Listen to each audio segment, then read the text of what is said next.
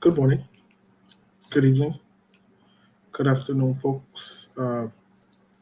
Welcome to today's edition. Welcome to SKTV. Um, there seems to be a lot going on at once, so let's welcome all of you. Let's welcome each and every one of you. As you join us, let us know where you're following us from. Please just tell us where you are following us from.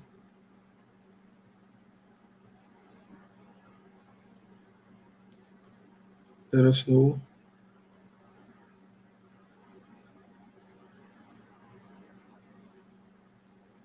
Let us know where you're following us from as you join us. We have Siku.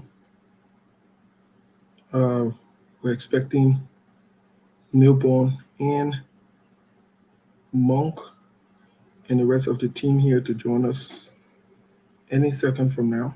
But let's share the show, folks. As you join, let's share the show. Uh, it is imperative that we share the show. Please, please, as you join, let us know where you're following us from. Okay. Bruno Broswell is following us from Cedar Rapids, Iowa. Bruno, thank you for following us. Bruno, thank you. And thank you. Thank you so much for following us, Bruno. Who else? Good afternoon, SKTV. Ernestine Bernard is following us from Atlanta, Georgia.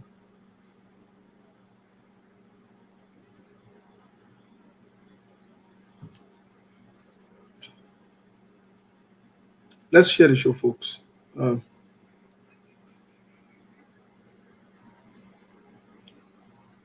Let's share the show, folks.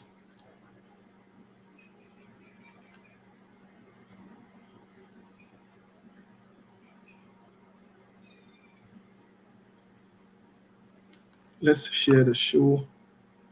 Omar, is that Pange? Omaru Pange is watching us from Monrovia, Liberia. Omaru, welcome.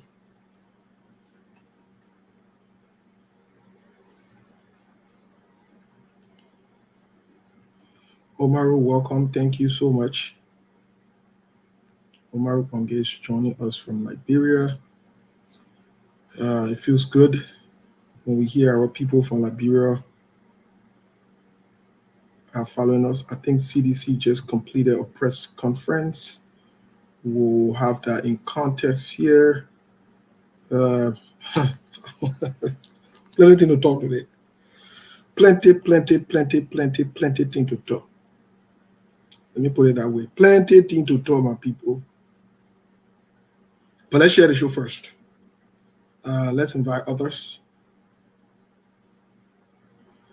Let's invite others. Let's share the show. Please share the show as you come on. Everything under consideration today. Everything, the good, the bad, and the ugly. Everything, we're talking everything under consideration. We're not joking. Yeah. We're not joking. We're not playing yet.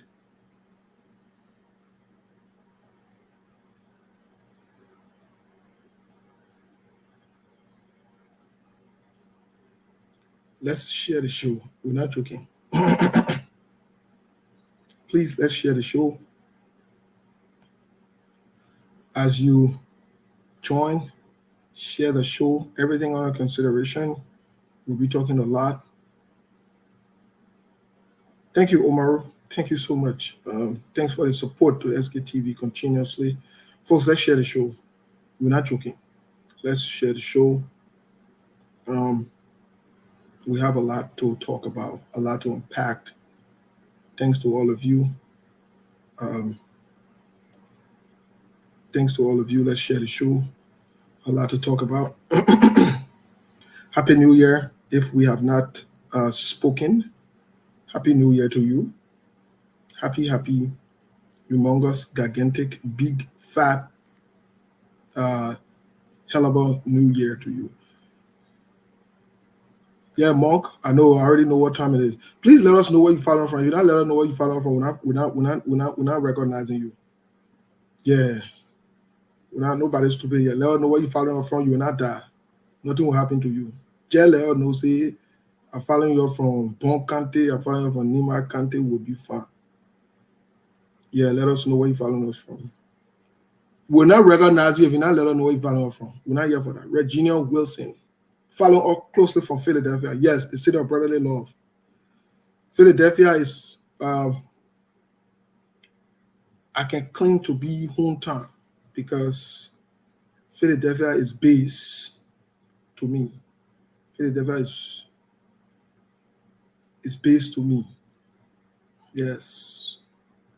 That where I settle, that where all the love started, the love that in my eye, that where it started.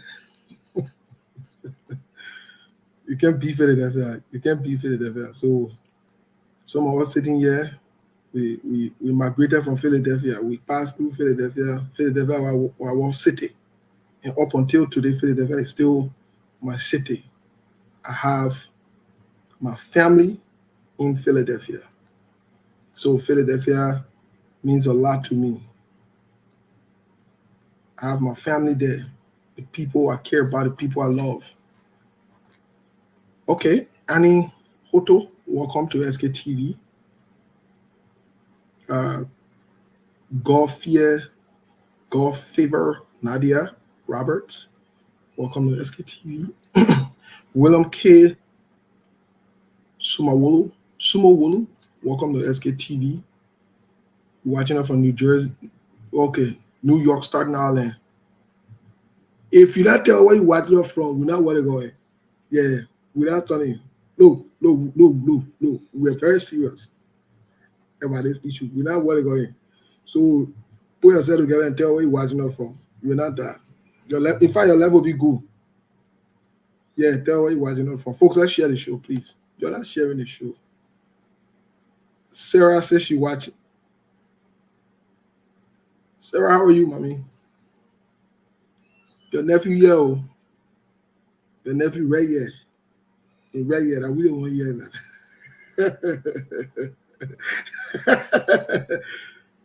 Oh, one of my favorite people on Facebook.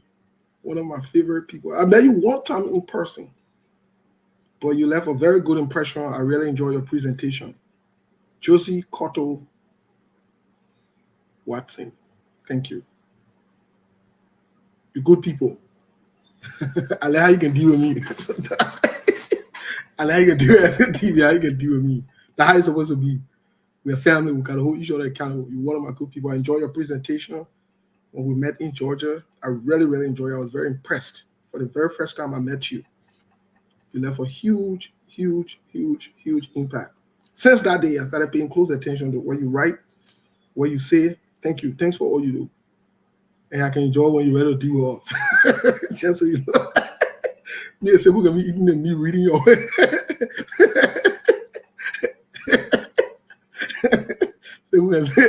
Sebu can say, Josie will do all before that is But you know, it's a good thing. It is a good thing, folks. You know, we criticize others, we hold them accountable. It's a good thing when your own people can hold you accountable. It is a good thing. You know, I'm signaling out Josie because I never knew her, but we went to some kind of event and we went to an event. I mean, I used to wear some kind. We went to an event. She did a presentation. I was very impressed. I went with the presentation, but since that day, you know, I followed Josie. She will criticize all sides for the betterment of Liberia. You know, when you have this kind of balanced approach to the issue, you know, then we got hope that even when people choose to support you or when they support a venture that you are on or you are in, you know, the expectation is everybody will not be falling in line when it is not right.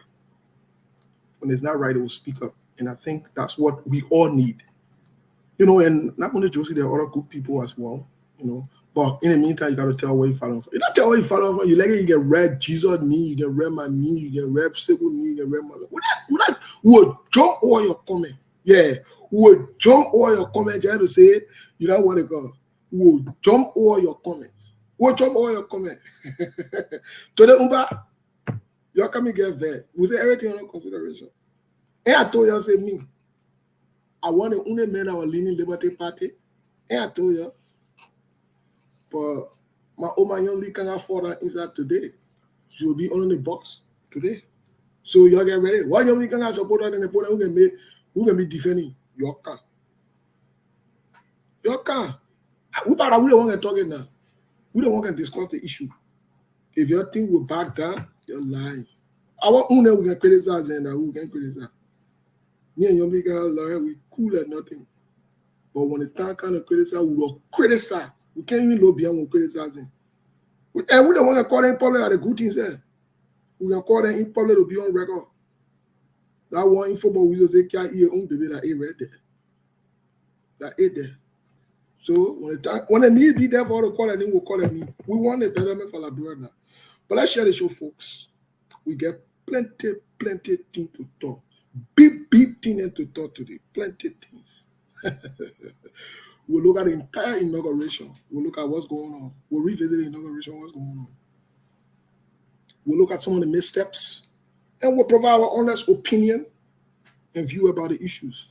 So let us know where you're following from, and we'll what they call. I know that my brother Fumba MC say you would die before your time. GSP is the president. But I don't get a problem with dying. Everybody will die now. You can't read Bible. You know what the Bible say?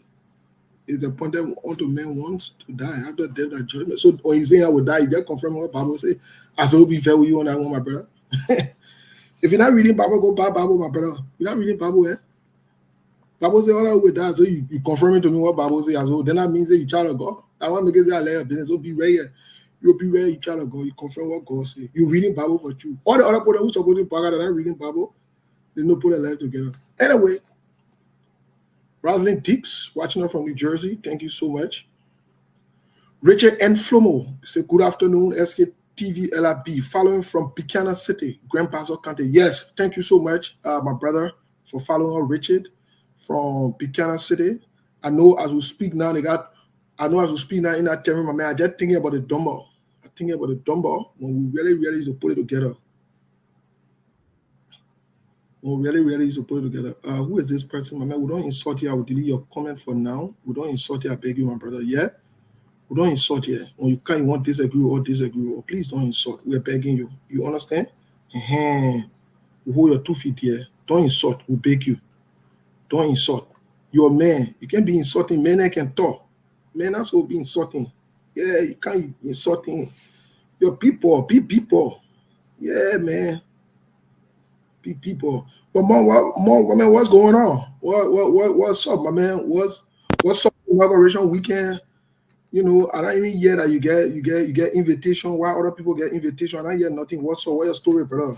It didn't put me in the invitation list. You know, I didn't get one, but that's okay. I'm on the opposite side, so it doesn't matter. I just hope that the people that put in the work get the invitation. You know, the people that fought for this cause, they ought to be rewarded. I guess the nature of the sport, the nature of the game. So we expect them to get the fruit of their labor. That's what you do. That's why you plant seeds. You plant seeds to eat fruit in the future, and we will be watching, but we don't want to hear them complaining about being left out or being left behind. So for me, I'm okay. SKTV is in a better spot. We okay. We will do it again, even if we were given the second opportunity to make a choice for the future of Liberia. We'll still do the same. So we okay. Most definitely. My man, I guess you not get invitation. Other people get invitation. So you jealous. Yeah, you hate the country. You hate the country, you're jealous, you're hating your Yeah, you Mr. 1%. and you will die inside. You Somebody tell you say you will die, then say you don't know say and they are the one first. They always dying first. You know, 6 years ago, when we told the average citizen was like the average citizen looking at the economic calendar, I mean the economic ladder, you already at the bottom of the scale. So when things get tough, you will feel it the most.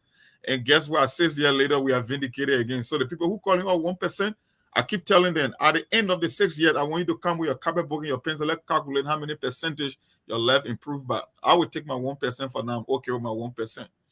Yeah, but let me talk kind of order too. You looking there to say invest because you not get invitation. What is going on? So you are protesting against SKTV. That all refused. Okay. So I carry my own protest on my page this morning. That was the Lord say I'm gonna go to the hospital. Oh yeah, Yeah. go to the hospital for what?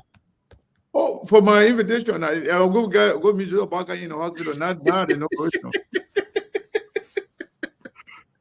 Oh God. Yeah, but it's good anyway. Mon, how you doing? How you doing, Steve? Man, we're doing great. Another day. Thank God to be alive. Yeah, it's good to be here. We have a lot going on, and the reason why they hate us because we say the truth, and we will do nothing, just that. That's what we'll do.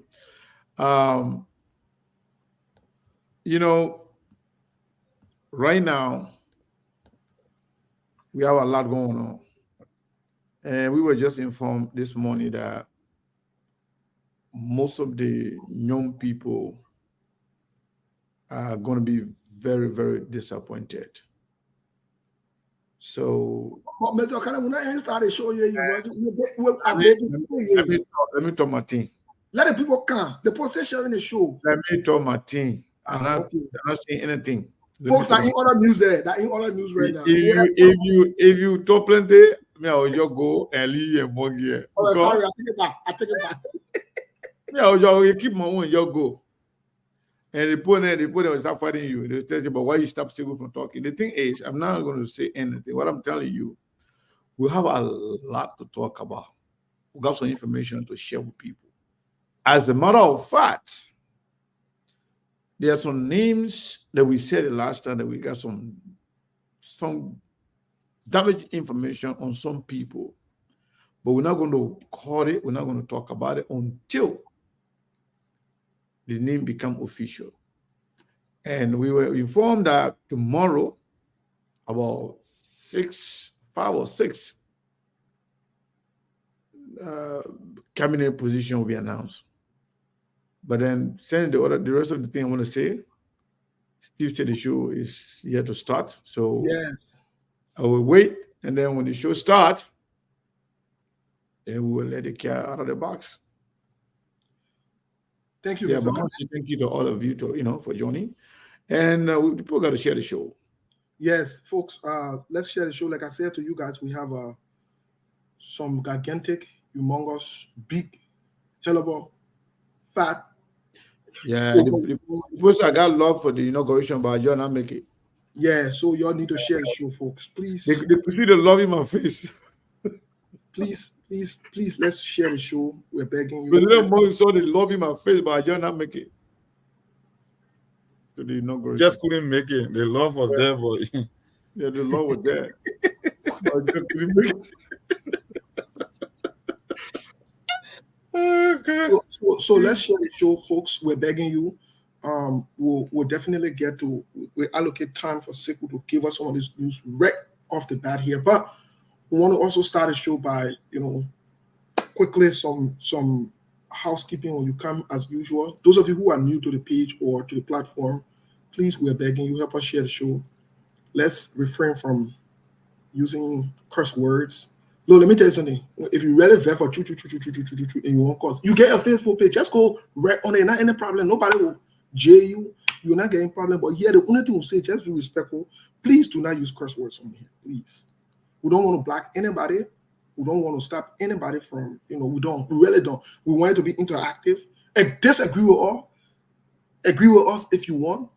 Even you want to counter the issue that we're talking about. It's okay. Say, hey, I disagree with that. You're sending me the link. Let me give you the facts. Let me educate you. Let me inform the people.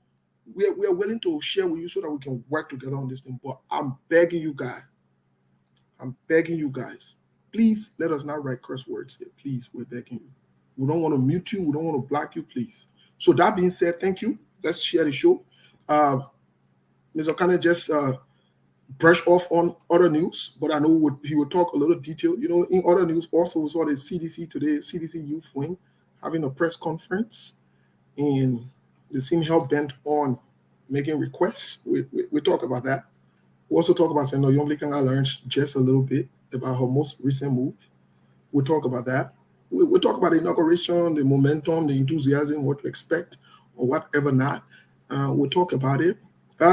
Lastly, really nothing, absolutely nothing untouched today. We try to touch everything. We have a long week.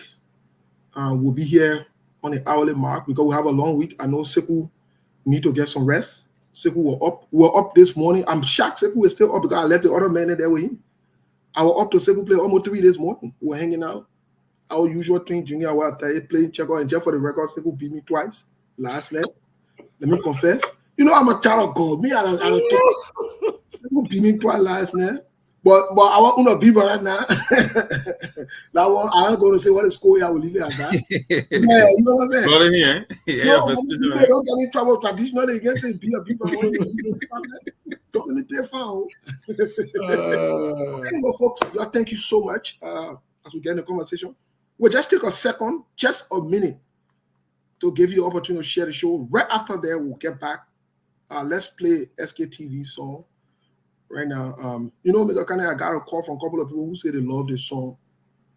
And, I was telling them, I said, listen, in order to do these songs or to spread them or to share them or whatever it is, it costs. So we definitely want to increase the time on the song. You see the song said to tell you, say, we're trying to face things. The song are only 2 or 3 minutes because we're trying to face things. But anyway, let's share the show, folks. Please, we'll be right back in a minute here. Let's share the show. There are things we can do. We bring in good news and we give it to you. We touch it for podcast and connecting people and culture from here and up out of the globe. Qualified people who willing to serve. Blessing that time and that effort are rest. The project is giving us the end of premise of them. So welcome and live with African. I live Master.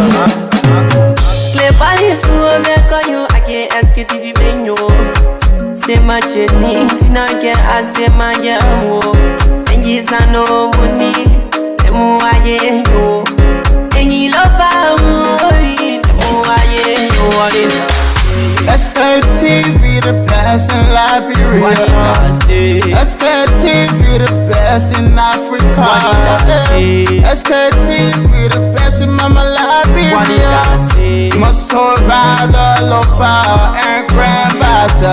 And I didn't ya to money, and I said ya to money, and I couldn't play ya to money, and I could do ya to money, and I didn't ya to money, and I said ya to money, and I couldn't play ya to money, and I could do ya to money, and I forget it now ya to money. That's the baby,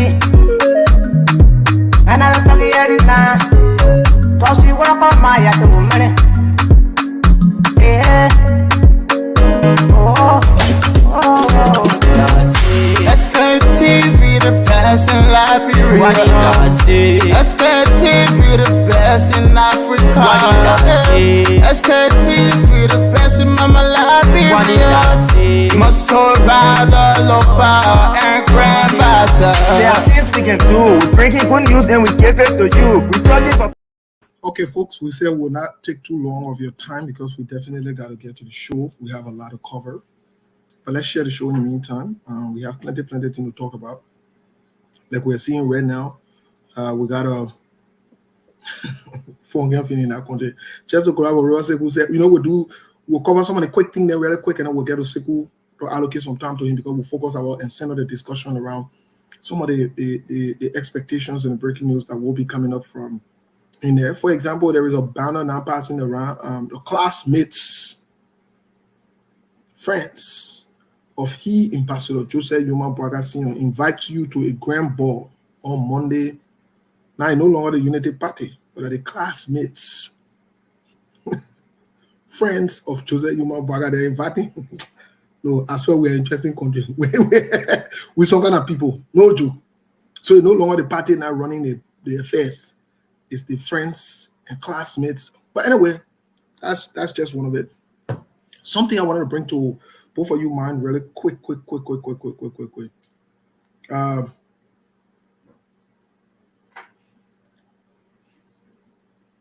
I saw something Monk and Sekou that caught my attention that I don't understand. You know, our constitution says the three branches of government are separate, and this has to do with Senator Yomble Kanga Lawrence. Senator Yomble Kanga Lawrence, a week ago, or 1 day shy from a week ago, got elected as Senate Pro Tem. That is a big position in the country, big, and not small position in terms of leadership, nationally, worldwide, and globally. When you are elected as Senate Pro Tem in your country, basically you've made it. While I see Senator Yomble Kanga Lawrence, who is the Senate Pro Tem, we criticize the same thing with George Weah and the CDC. I see her gallivanting with Joseph Yuma Boakai, going to the mosque, and all of this. Mr. Cannon, what does that say? Monk, what does that say from an optical standpoint? It just from a professional, especially where both parties, and I don't see any people looking at it like it's a normal thing. What does that say about the independence of the Senate or anything? What does that say, Monk? What does that say to you? Concerning what? Senator Yomble Kanga Lawrence gallivanting with Joseph Boakai has told their own campaign trail. So, I mean, the thing is a rescue train. The rescue train still continues, so it's nothing strange. It's not supposed to be that way. There got to be some kind of a restriction between the executive and the legislative branch. I mean, they cannot be enemies. They're on the same campaign team. They all had the same objective, and they were able to pull off an election. The optics might not look good, but for me, I don't see anything wrong with it. For now, they were all campaigning together, canvassing together, so we will let it slide for now. For me, I don't want to be the one saying like I'm antagonistic or we're trying to be one-sided. We will give these people the benefit of the doubt and let things play out. Let the chip fall whatsoever, and we will give them some little time, because at the end of the day, when it comes to governance, all these moves that have been made, people walking together, going to mosques, going to churches, whether it's synagogues or wherever they can go. For me, I don't see this thing to be a major event. I mean, realistically, it's not supposed to be that way in terms of independence of the three separate branches of government. But it's Liberia, so we'll give them the benefit of the doubt. For me, the governance and the way in which they will conduct the day-to-day activity will be more important to me than all these little optical illusion or whatever you might term it to be in terms of politics. We'll give them the benefit of the doubt. Maybe Joseph Boy got something under his sleeve, but we will see. We'll give them some time to see what happens. Yeah. Okay, thank you, Mark. Mr. Cannon, what say you? You're muted, Mr. Cannon. I'm sorry. Yeah, so for me, personally, I don't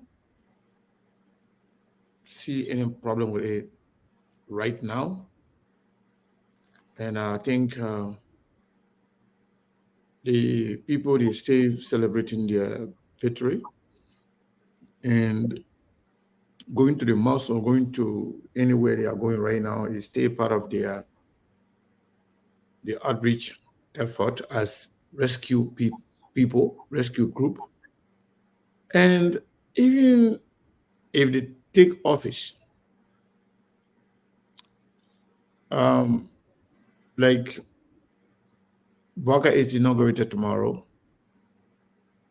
Personally, I don't see any problem with they're going to have party in the Baka house every day where Yomble and other lawmakers will be there, or they will have party to Yomble house every day where Baka and other people will be there.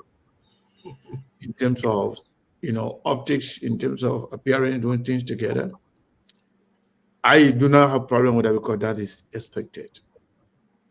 What I will have problem with is how Yomble as a leader will respond to any act of bad governance, whether it's corruption, whether it's nepotism, whether it's not respecting the rule of law. The way she's going to respond to that, I will focus on that more. because you don't want to sound like monster. You don't want to sound like, okay, we be taking on them on all the trivial things. There are certain things, they are called unspoken rules. Sometimes if you don't do it, it's good. When you do it, it sends a different signal. Whether normally going to graduate from the rescue university or she's going to be there perpetually, we don't know yet. But when they take office, where Joseph Boakai becomes the president and she is the protein, how they will respond to things, how they will deal with things from the standpoint of being one group being the supervisors and the other being, the executive. We'll take it from that point. But I think right now we're going to see more of these. They're going to be going around. They're going to be partying. They stay enjoying. They stay thinking the party stay, ongoing. They stay, celebrating the rescue thing.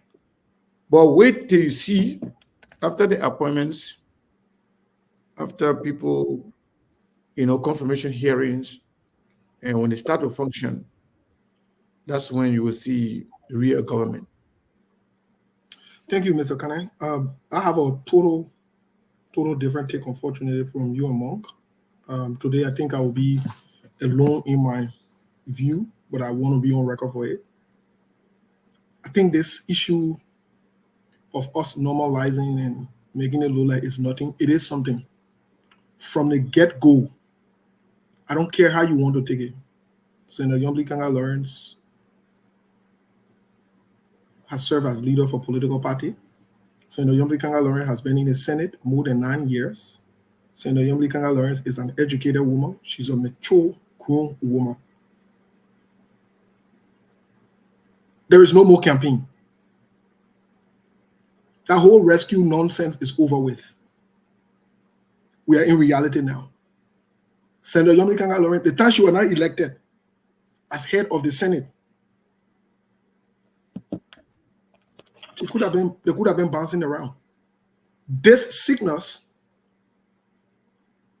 this particular move signals that we are even going to have worse or the repeat of what we saw during George Weah time. If we criticize CDC for Buffer Chamberlain hanging out with George Weah, Buffer Chamberlain bouncing around with George Weah, anywhere George Weah go, there's only a bare ball to George Weah, we'll criticize Yomli Kanga Lawrence. I don't know who's managing them. I don't know who's having the affair, but some of these things need to be told to them. That there are just some things you don't do. There's some lines you draw. Let me say this. If Senator Yomli Kanga Lawrence wants to be taken seriously, she needs to act serious. This is not a joking matter. This is not politics. Serious-minded people are also looking at her. Who knows? Maybe down the line she could want to be a leader. She could. At what point do you differentiate? At what point do you draw the line? At what point do you set the line of demarcation and say, I can't cross the line now? You're going to do your rescue thing. We are here. We are this, we are that. If you are invited to go or whatever it is, it's okay. But all I'm saying is they need to stop this. Everybody need to be independent so that there can be this check and balance. I know people are saying, and we'll wait until we see this. But Steve, not to cut you up though, that was not any official function wherein you see normally senator being in bed with the executive. There's not official government function where where you separate executive from the legislature. So I think I think until Joseph Boakai can be inaugurated, the people then they still have their rescue thing going on. No, but I'm asking you, what was it? And they were in the march. I don't know whatever reason they went there for this. They stay a continuation of what it started as a rescue group. Exactly. But it's over with.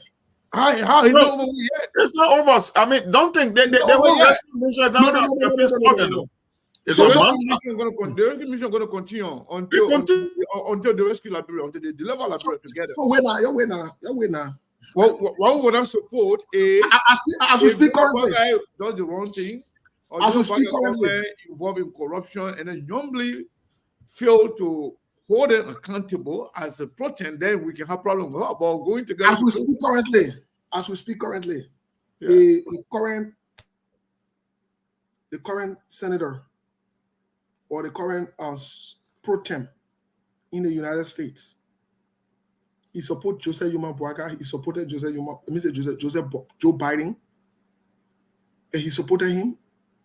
Do you think if Joe Biden going to a mosque and Joe Biden tells him, let's go to the mosque, or Joe Biden going to a church and say, let's go to the church, he as a Senate pro tem should be following Joe Biden everywhere Joe Biden goes? If he wants to, there'll be no problem. He can never do that. You know why he can do that? Why not? No, Mr. Kane. Why not? Yeah, I'm just asking you. This is the executive. If you invite the Senate, if they must invite the Senate, that's a total different thing. Then if you want to do it to show unity or whatever, they invite the entire body, even the other branch of government, invite them as well. What we are saying is this, Mr. Kane. This is optically, it's not a good thing. What is showing is this. What is showing is simple. So that means if Joseph Boaga sends somebody to the Senate for confirmation, because of what they are doing now, it will be okay for them to start to legislate or to allow people to be confirmed. We're seeing similar thing. We saw the same thing with Buffer Chima. We front against it. Everywhere Joe we are go, they won't go there. Everywhere the other person go, they won't go there. This is the same mentality, the same thing they have started. I'm saying to Senator Yomli Kanga Lawrence, they need to stop this. Steve, I think you're putting the car ahead of the horse. I think you're putting the car ahead of the horse here. If you want to make a buffer chamber, you see, for me, I believe in story philosophy. I believe in depositing my energy where I think it can give me the greatest fruit possible. The Joseph Yima Boaga, they rescue thing is not only a campaign slogan, it's a mantra, and people expect Joseph Boaga to rescue Labra after all George Weah. They are yet to take power. The honeymoon period still continues until Joseph Boaga is soon into office. You see, so what I'm saying here is, I'm not the optic, like you said, man, I look right, but these people are yet to take power. The rescue train is still rolling. We are still in the honeymoon phases of this particular campaign. In fact, I'm not going to lay the same benchmark for Chima, and that is a difference. Nobody has taken power. Okay, let me disagree with both of you. Even if they take office, the rescue continues. It doesn't mean when you are operating or when you are serving in different branches of the government, you are enemy. The picture, it will even sound united. It will sound like a united government. It will show like a united government working together. What we don't want to see, working together and involved in doing bad things. Okay. Involving in corruption. We don't want to see that. But it doesn't mean we are separate branches of government, then you should be enemy, you shouldn't come to each other, you should not make my man, the people like that, they go to nail club every night. Yeah, business, I know, right?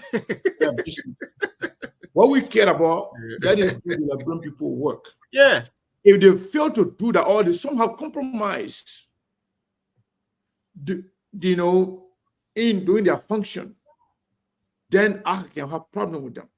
Wherein Joseph Boaga or his government is involved in anything, or any member of his government involved in anything, and then normally because of relationship she failed to act, then I'll have problem with whatever they're doing together. Or at least just for going to mosque or to church or to party, to wherever they want to go, people still enjoying the victory. Yeah. So I see nothing wrong with it. I leave it if I start seeing Yomli Kanga on the first day of the work, we playing basketball with Joseph Yima Boaga, then that's when we call for a grant for criticism. Yeah, but for now, I will get in the benefit of the doubt. Well, while you guys are waiting to get in the benefit of the doubt, or the other person to be inaugurated, or the other person, Yomli has been sworn in as the Senate pro tem.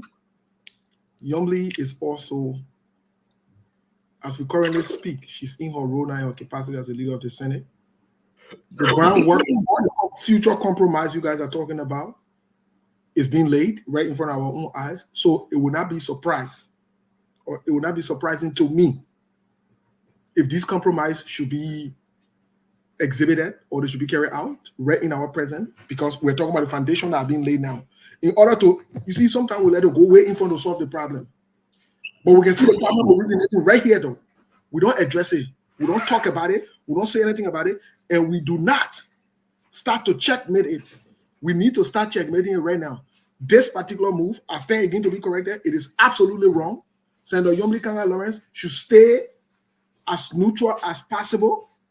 If the Senate in itself is officially invited to the mosque or whatever it is, that's a different case. But running behind a rescue team, what they say they got, that were doing campaign is over. That's just my point. But anyway, let's move on. Let's move on to something a little different. Today we heard the CDC youth wing. They're calling on for two things. Speaking about this, they're speaking about the legislature also. They want the legislature to do declaration of their assets. And they also want the government to prioritize the War on Economic Crimes Court. I know this sounds funny. One of the challenges we have laid out to Senator Yomli Kanga Lawrence as part of accountability and justice is Senator Yomli Kanga Lawrence should push for the House, especially the Senate, to be audited. Mr. Kane, Monk, what do you guys make about the call from the youth wing of the CDC? Please, let me be devil advocate here. I know many of you will come and say, both of you will come and say they're in no position to say that they're labyrinths. They're in position to say it. If they couldn't say it during their time, they can say it now. They're still labyrinths. Even you won't call them hypocrite, you won't call them this, you won't call them that. As long as they're speaking for what is right, for what is just. Me, I want me a bien. I just want to leave it with you now. What you say? Mo, want to go first?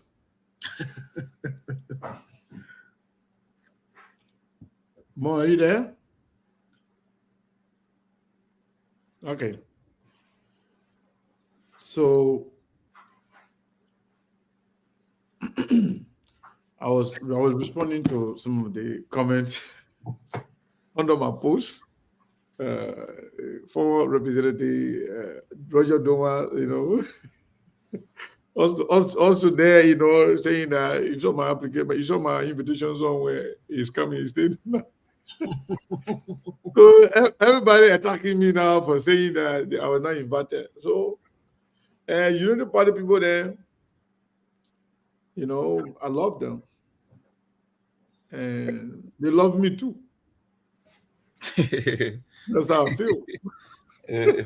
That's how I feel. I think they love me too, and I love them because we are brothers and sisters. And Joseph Baka supported them. They love me more than everybody, even more than Steve. The reason is very simple. Because I'm the one can tell them the truth, and I'll not be fair with it. Yeah, because me there, I'm happy. Because my mother, I'm smiling with them. They don't like more because one can tell you the truth and nobody see your face. I know. They don't know whether more is smiling or more is angry or more is very talking. Yeah, no facial expression. Yeah, Steve, on a serious note, the Unity Party is going to be giving a fresh start. Fresh start. And I believe Unity Party government will crumble from within. There are a lot going on right now. And the failure to organize a fitting inauguration, Steve, has been the concern of a lot of people. I spoke to one diplomat today, and this person told me that they have no idea of any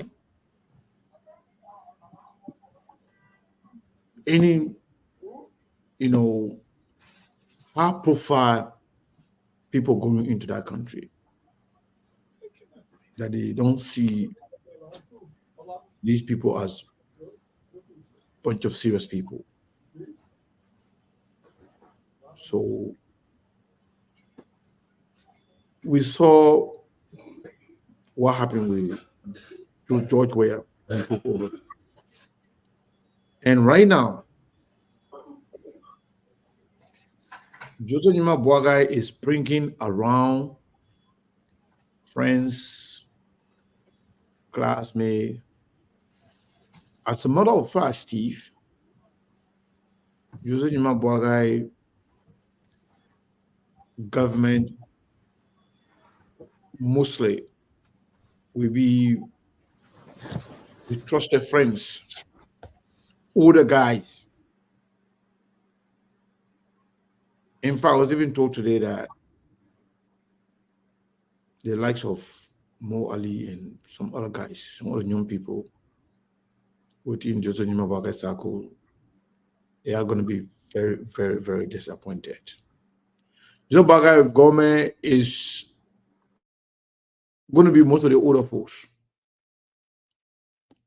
And we'll be giving some of their name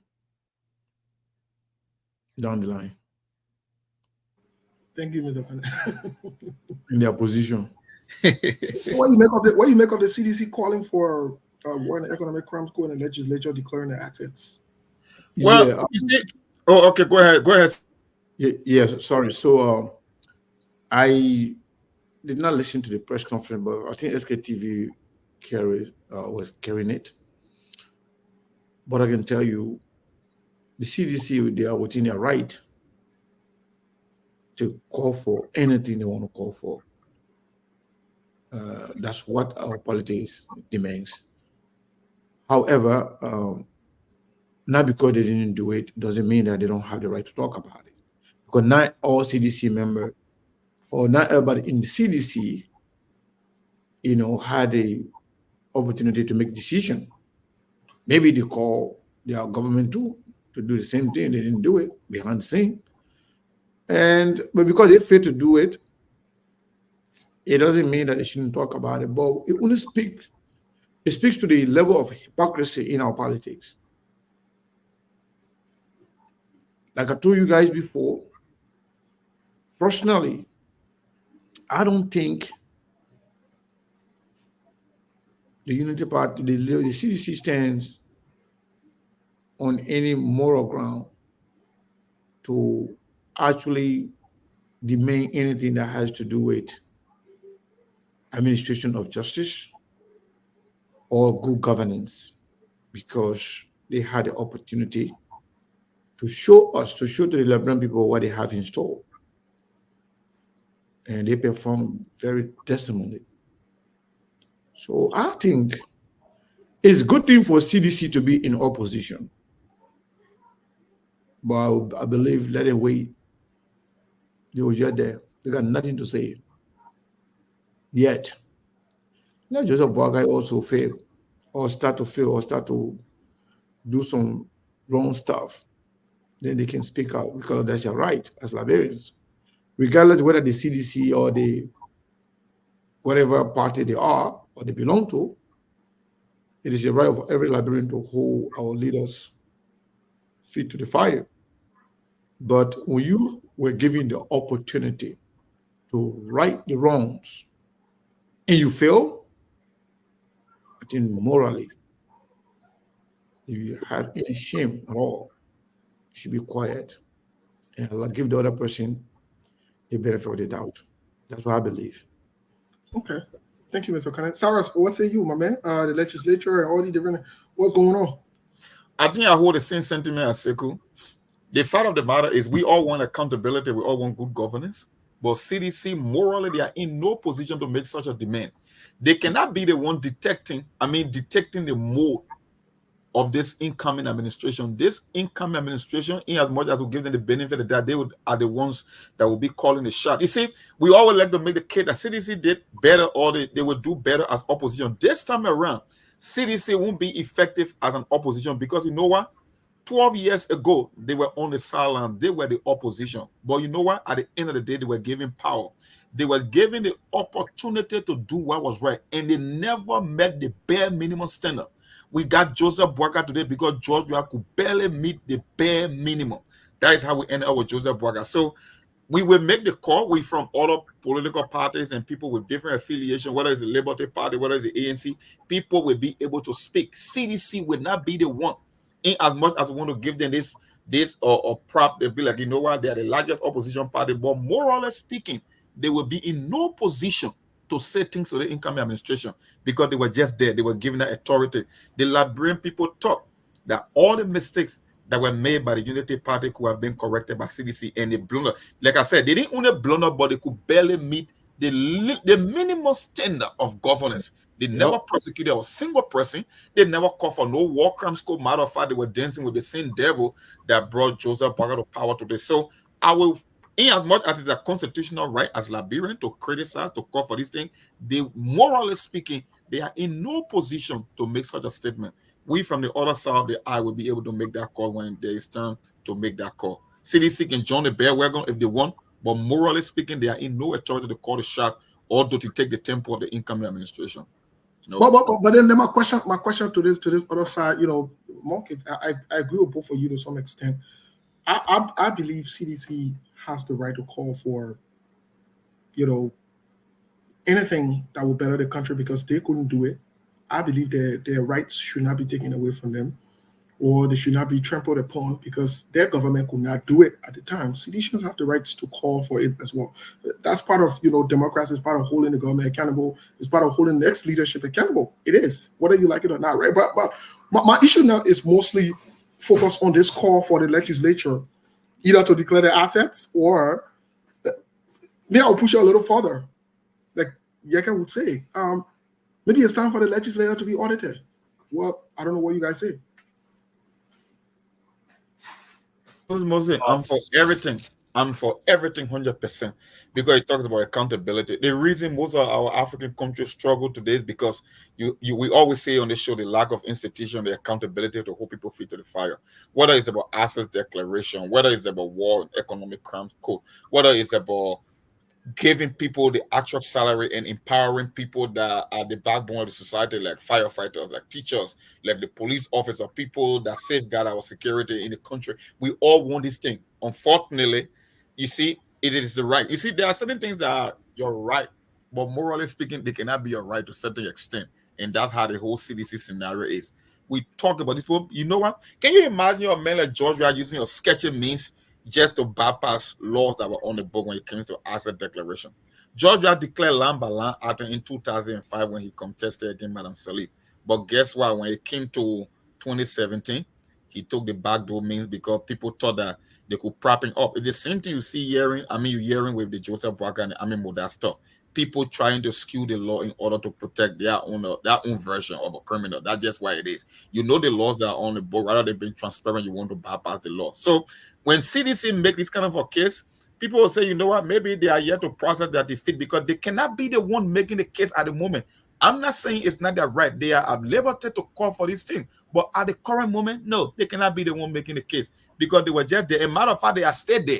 Joseph Boakai won't be there until at least tomorrow. So CDC cannot be the one raising the flag at this early stage in the game. No, it cannot be them.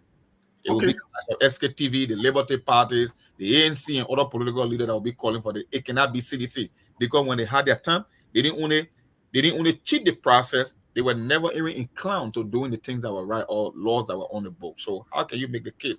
Morally speaking, it cannot be your call. Yeah, they have no moral ground to stand on, and they cannot be trusted. And they are speaking right now as a bunch of sore losers who are angry because they lost the election and they want to do anything to remain relevant. And we don't got time for that at this point. They have no moral ground to stand on. Okay, that makes sense. I agree. We got a lot of Liberians, including us. We can talk about it, and other people can talk about it. But people who were given the authority, legal authority, moral authority to right the wrongs, they decided to squander that opportunity. Then what moral latitude do they have to come and lecture people as to what to do and how to do it when you're supposed to do everything and you did not even attempt to do it right? So yes, I mean, It's just okay to talk about it for other people, but CDC should be quiet. Okay. And Mother, just to follow on that, I keep saying it on the show, is one of the hurdles we are yet to climb over in Liberian politics. We don't know when to apply politics and when to apply anything that is moral or ethical. Yeah. If a judge will declare his asset, how is it a CDC or Liberty Party thing? When you call for war and economic crimes, how does it benefit a political party? That is one thing that keeps giving a problem in Liberian politics. People don't know when to play politics and when not to play politics. Now, CDC now, they think that asset declaration or calling for war crimes is something that should be morally done. But for them, when they were there, they thought it was politics. No, it's not about politics because they think transcend your political party, it transcends your political leader. It's all about the best interest of the country. So if you cannot identify the politics from non-politics, then we will keep being in the same spot. Because Unity Party people will come and do exactly the same. When you were there, you never did it. Why you want to expect it from me now? There are certain things in a country that is way beyond politics. It's not about a political party. It's not about a political leader. Now you want accountability. You want asset declaration. You want war and economic crimes code when you are given 6 years to do exactly the same. So that's it. That's what we found ourselves. We will be the one to talk. Sedition cannot be the one to say a war on this particular matter at the moment. No, it cannot be. I think let's make progress. Yes, Mr. Kind of quickly to you though. You know, this issue of, do you think it would be the right thing to ask for all Liberians? Maybe finally. I know Yeke and other people have been maybe calling for it directly or indirectly. Do you think it would be the right thing for us to call for the house to be audited from both ends? I think every government institution should be open to an audit. That's the right thing to do. Not just the House, not just the Senate, but every institution of our governing system should be open to audit. And an audit should be like done periodically, not just one time. It just means audit does not mean witch hunt. Audit does not mean you are guilty of anything. It's just like showing the people you are doing the right thing. And anywhere they see mistakes, anywhere they see you not doing the right, you will just right the wrong. That's it. Audit does not mean that you are guilty of anything. But audit is a normal thing. Every normal institution, especially working in corporate America, I know every year, even your own institution, Yep. the government can audit you. So even when you open your own company right now, if you doing sales, if you are doing, your business is moving, the volume, the way they will see it, if you are actually bringing in a lot of money or taking out a lot of money or sending out a lot of money, whatever they will see. If they see the need, some company, they will give you 2-3 years before they even come after you for audit. For example, we are having a trucking company where I started working with corporate America. They audit you every year. Every year. You want to make sure you're in compliance. You want to make sure your drivers are in compliance with laws. You want to make sure your dispatchers, you want to make sure you're paying your fuel taxes. You want to make sure every single state that you travel, you are registered there. You pay a few taxes to them. You want to make sure that every penny that is coming, is accounted for, and you want to make sure you pay taxes to the government. So audit is not a bad thing. If you are not doing it, they will give you time. In fact, they can even ask for an audit. You can request, you can extend the time. I'm not prepared yet. I want to be prepared. They will give you time to put all your documents together. When you're ready, you let them know, and they will come and make sure they compare notes. They look at the laws.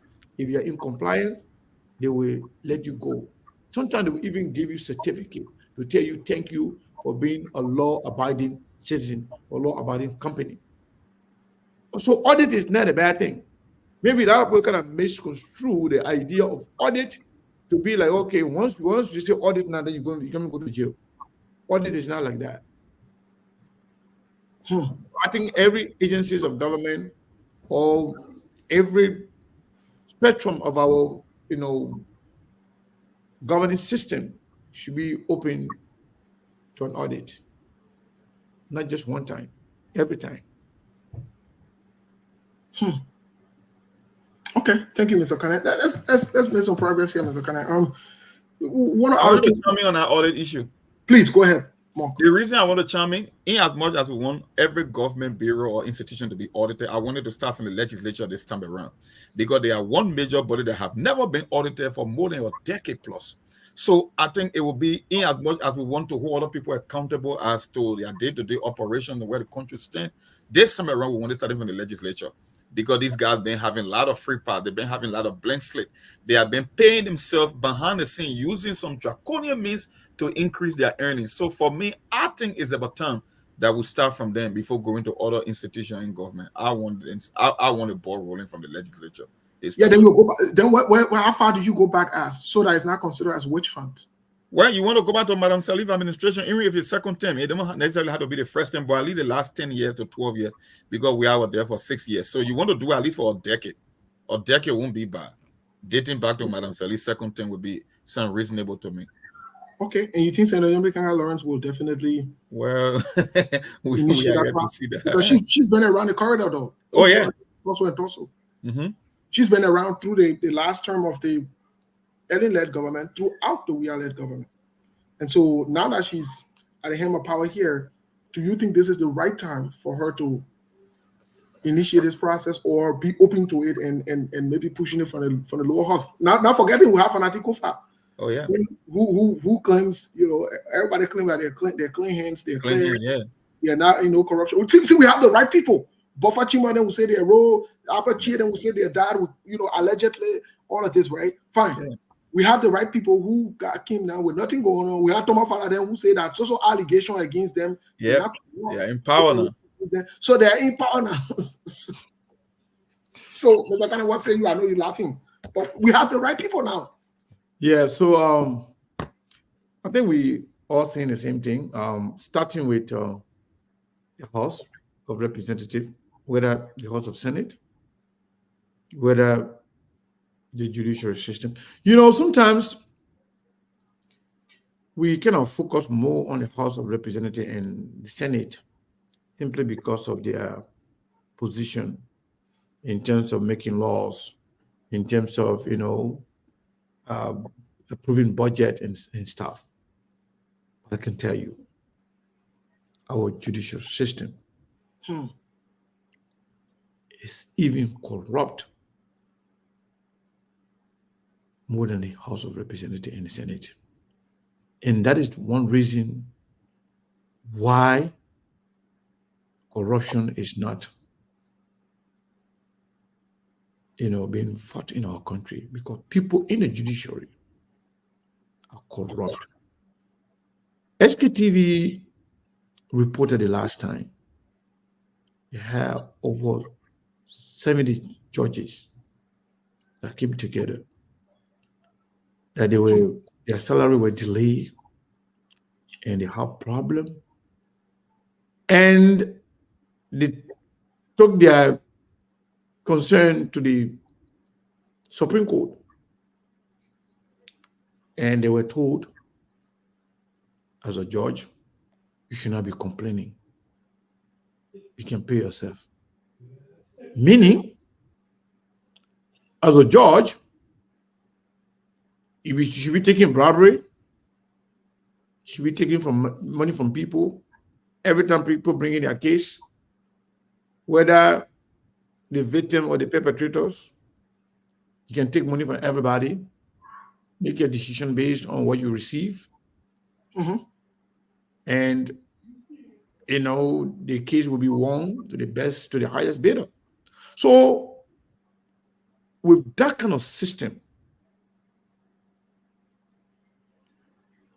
corrupt official, let me tell you, corrupt official as senator or a representative, they'll be afraid that if they are caught, the justice system will prosecute them. If they violate the law, the justice system will deal with them.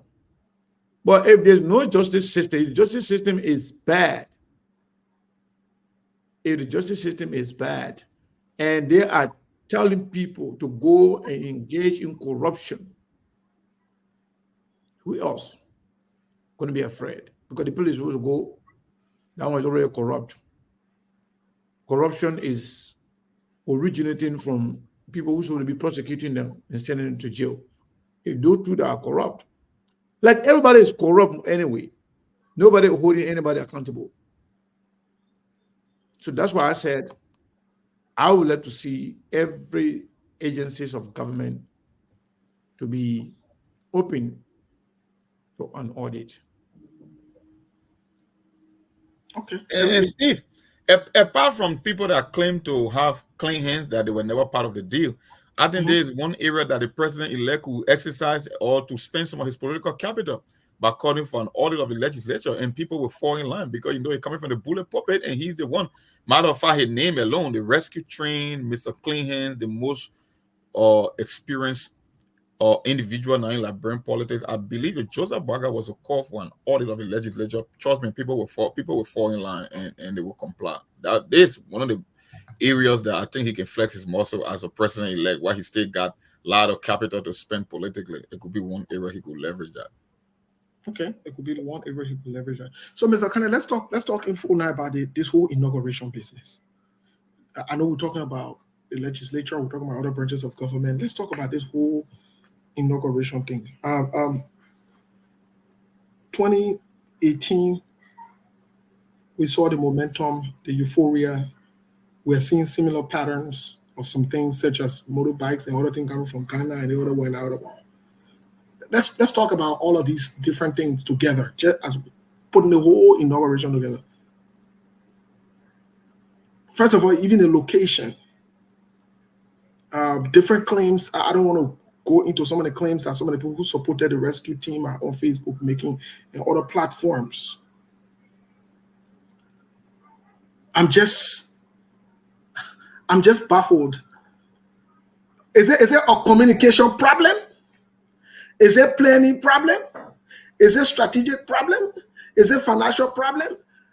Please keep in mind that the Unity Party criticized the We-led government that they were inept, they were incompetent, they were not educated, they didn't have the experience and all of that. But the We-are administration seemed more organized, structured, and so forth.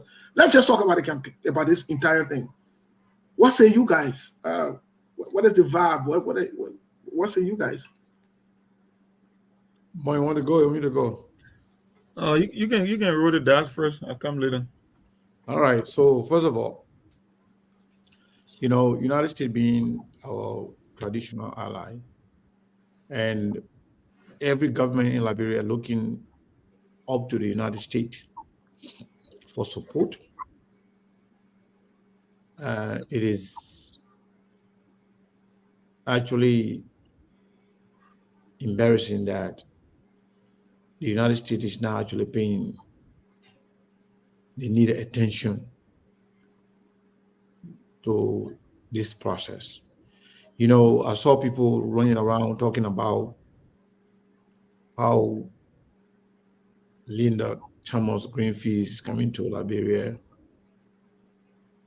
By the way, she is the United States ambassador to the United Nations.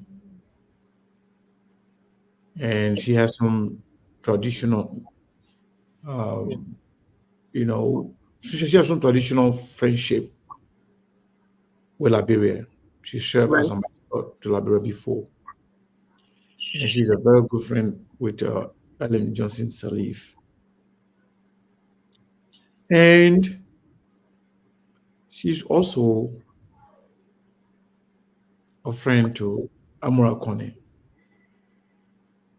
because of the Ellen government, thing that they had in the past. So if you look at it to say the highest high-profile individual from the United States is Linda Thomas Greenfield. The name sounds great, it sounds big, but people who don't know, who have no idea about her connection with Liberia, they think is a big deal.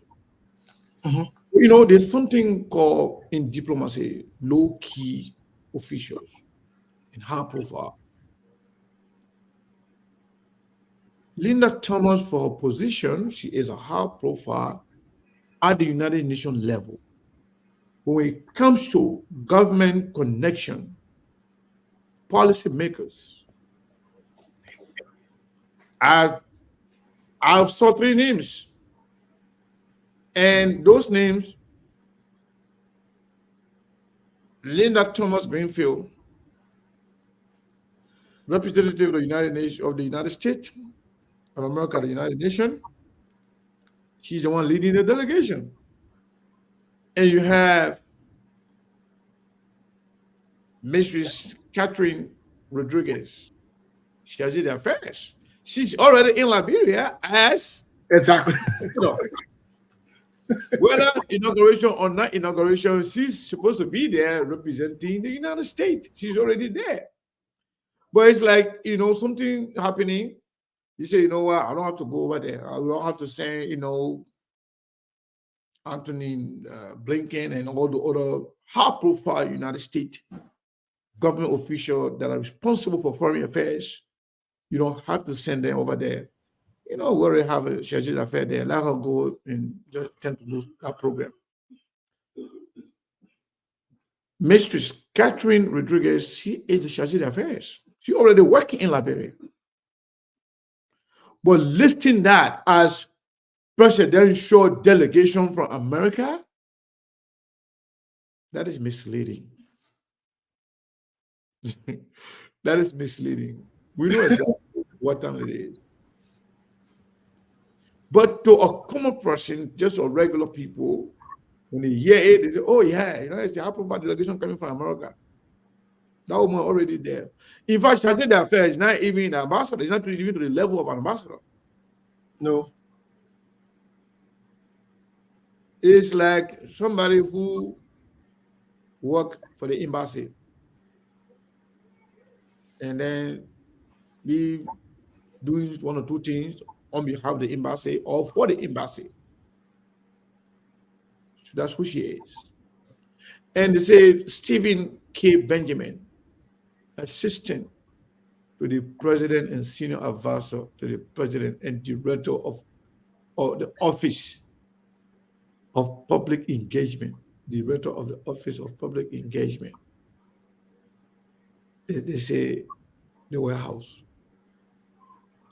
How many times have you heard that name, even in America? Stephen K. Benjamin, even in America here? People don't even know him yet. Or anything. So they will affix this title to the people to make it look like this is something serious. You cannot start your process with lies, deception. And they said, Honorable Isabel Coleman, deputy administrator for the State Agency for International Development. Those are low-key government officials. Like we say, you know what? Okay, even though we can't go, but let's just send some people there. Some people. For example, if Joey are supposed to go somewhere, Joey didn't go. Joey said, you know what? Let's just go there. Koji that big man, right? But under Joey government, we speak of diplomacy, we speak of government engagement on serious issue. They're not Jefferson Koji. Jefferson Koji is important within the CDC. So you have those names that they put out there, Steve. That was the reason for my call today. I wanted to know other high-profile individuals, including presidents and to see some members of the U.S. Congress or Anthony Blinken, the foreign minister of the United States, or at least his deputy. Anybody from the Secretariat, Secretary of State, Deputy Secretary of State, Assistant Secretary of State for African Affairs, all those people who are policy makers. But I'm yet to see any of it. And we might not see any of them. So, in short, they're not taking the people seriously because they're not taking themselves seriously. And what's his name? Joseph Nyamobuagai connection with Prince Johnson. Also having a vice president who cannot travel to the United States.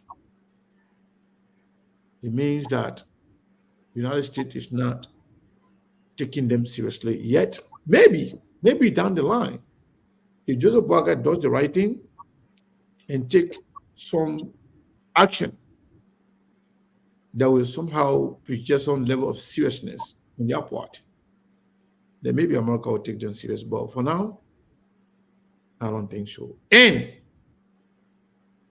I want to see how many African presidents are going to attend. There are some that will attend regardless, but want to know how many serious African presidents will show face in Liberia tomorrow to participate in that inauguration. Then from there, we'll know that they are serious. So that is about the diplomacy, Steve. What about locally? If you can see now, Unity Party top officials complaining that they don't have ticket. To them, making those comments will somehow paint the CDC, outgoing government, bad, or they are the one controlling, or they're the one in charge. So in fact, some of all that's going to be, carrying on this thing here, some will not get ticket yet. No. CDC is not responsible. That's why a joint transitional team was created for. You are a participant, you are a decision maker, you are the one to decide how you want it because it is your inauguration. But if you don't know what you're doing, all you do is to apportion blame, to share blame with people on people, because you don't know exactly what you're doing. So I think from the get-go, I think the inauguration is now gaining any steam. It doesn't look good. It looks very poor. And I'm hoping that a lot will change. Miracle will happen between now and tomorrow. So that will give them some facelift. But as is right now, it is embarrassing. Okay, it is embarrassing. Monk, what say you? Well, I couldn't agree with Sekou more. That list, I saw that list. I was so disappointed for people that are talking about accountability, the people that want war crimes.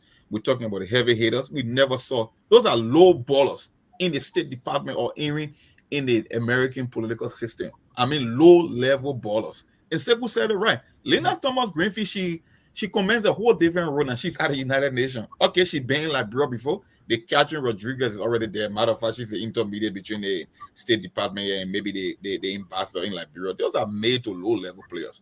The lack of Chris Smith, chairman on subcommittee on African Affairs. All these guys, I mean, like people from State Department, congressional leaders, at least it will have sent us that, you know what, we're ready for business and we expect more from this government. At least if you get a guy like Chris Smith and think circulating the script of Morgan, then maybe you could send a message to the Prince Johnson and other folks of the cartel and put little fear in them. But you're looking at that list, you be like, are you serious? It's almost like you're growing a trip and people don't want to go and be like, oh, man, I got some free ticket here. Who wants to go? That's just where it is. You're talking about some king. Like even people in America don't even know who that guy is. Yeah, I never heard about. It does not show any seriousness. And even if you want to put the politics aside, people from the business community, because one of our fundamental challenge over there is job creation in business. We're talking about investment. I haven't seen a major, the leg of Madam Sally King with people like Bob Johnson and other folk, whether it was the Lashman Mittal, people that got establishment around the world. I cannot see one. And that's a red flag. That's a bad sign that if you think something is going to happen in Liberia, you're going to be dreaming. It's not there. The signs are not there. And the whole myth. You see, I can remember, like I said, it's all with the politics.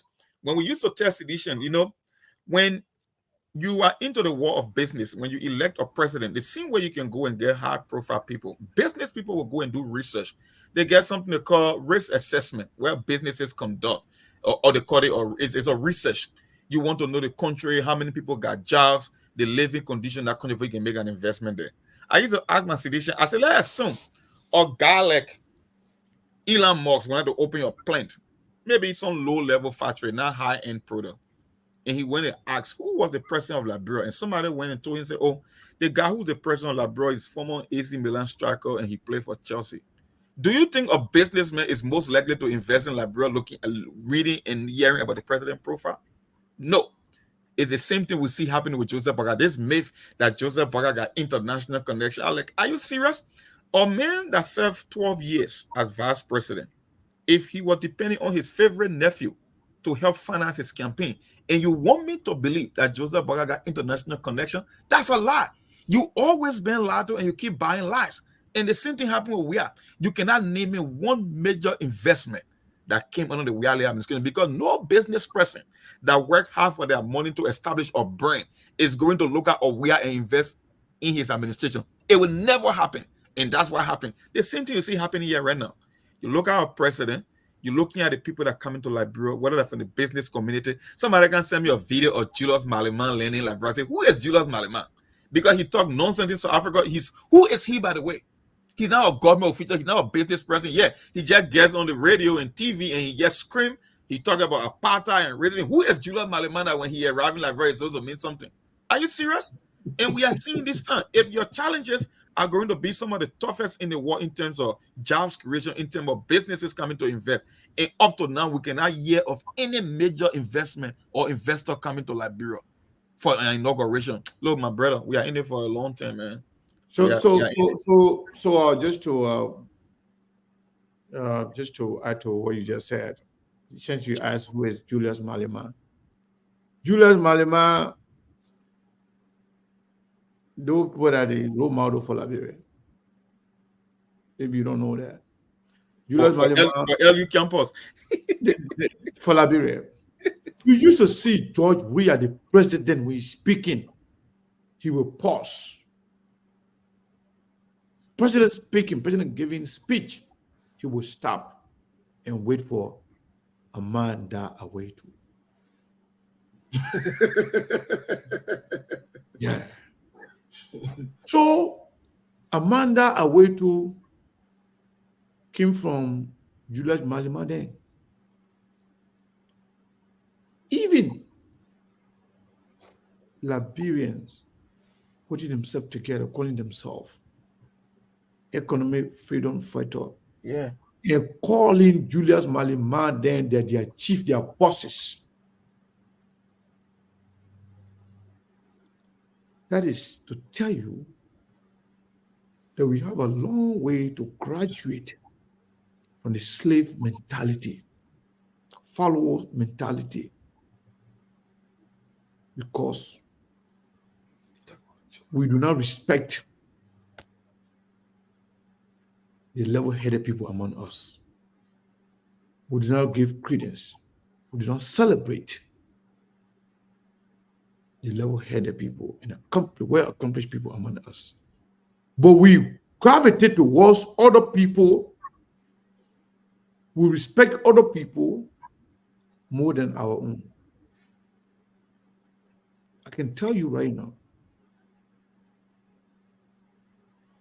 there are a lot of musicians in Liberia that are very talented, but they are not regarded to be anything. But when somebody from Ghana, Nigeria shows up, then it will be like, the sky is falling. So Steve and Monk, when you say Julius Malema, people at some point in Liberia, they will celebrate him. And he is good in South Africa. But what policy Yeah. is going to bring to Liberia? Yeah. What substantive? What is in there? What he's going to bring to Liberia that will be beneficial to Liberia? Liberia will benefit. Besides Amanda, Amanda, Rick Africa, whatever. Yeah. I mean, in fact, the people that are supposed to be educated are the ones that are behaving as a bunch of clowns. Yeah. And government officials are falling for that. In fact, they even believe if you cannot align yourself, if you cannot speak that language, that Amanda, Aweto, Aluta, Kontunua, whatever, if you cannot speak in that manner, you are not part of the intellectual class of Liberia. Can you imagine? Yeah. Someone don't even know the meaning of those words. Yes. Amanda means Amanda, power to the people. Amanda, Aweto, power to the people. That's what it means. It's a Zulu language. Some of them have no idea of the origin of these things. This slogan. When apartheid was in control of South Africa, when the black people were subjected to, maltreatment, and they were used as less of a human. It was a revolutionary, group that used to be making those kind of statements. Even all those language they can be saying that is in Zulu, the South African tribe called Zulu. So our people, some of them in that university believe that Amanda Aweto is part of the education. You have to learn how to say it. You got to say it in a certain way. You got to be seeing some stupid stuff that will make it sound like you are stupid, and then they will say "Sao." That's how a government. That's how a government of George Weah. That's how they operated. Even when the president, every time I listen to all the government officials in Liberia, including President Weah himself, when they speak, before they talk, they will they say "Sao." They will say Amanda Aweto, Amanda Nick Africa, say Aweto, say "Sao," Kontunua. It makes you look like a bunch of clowns, bunch of stupid people that don't even have no culture.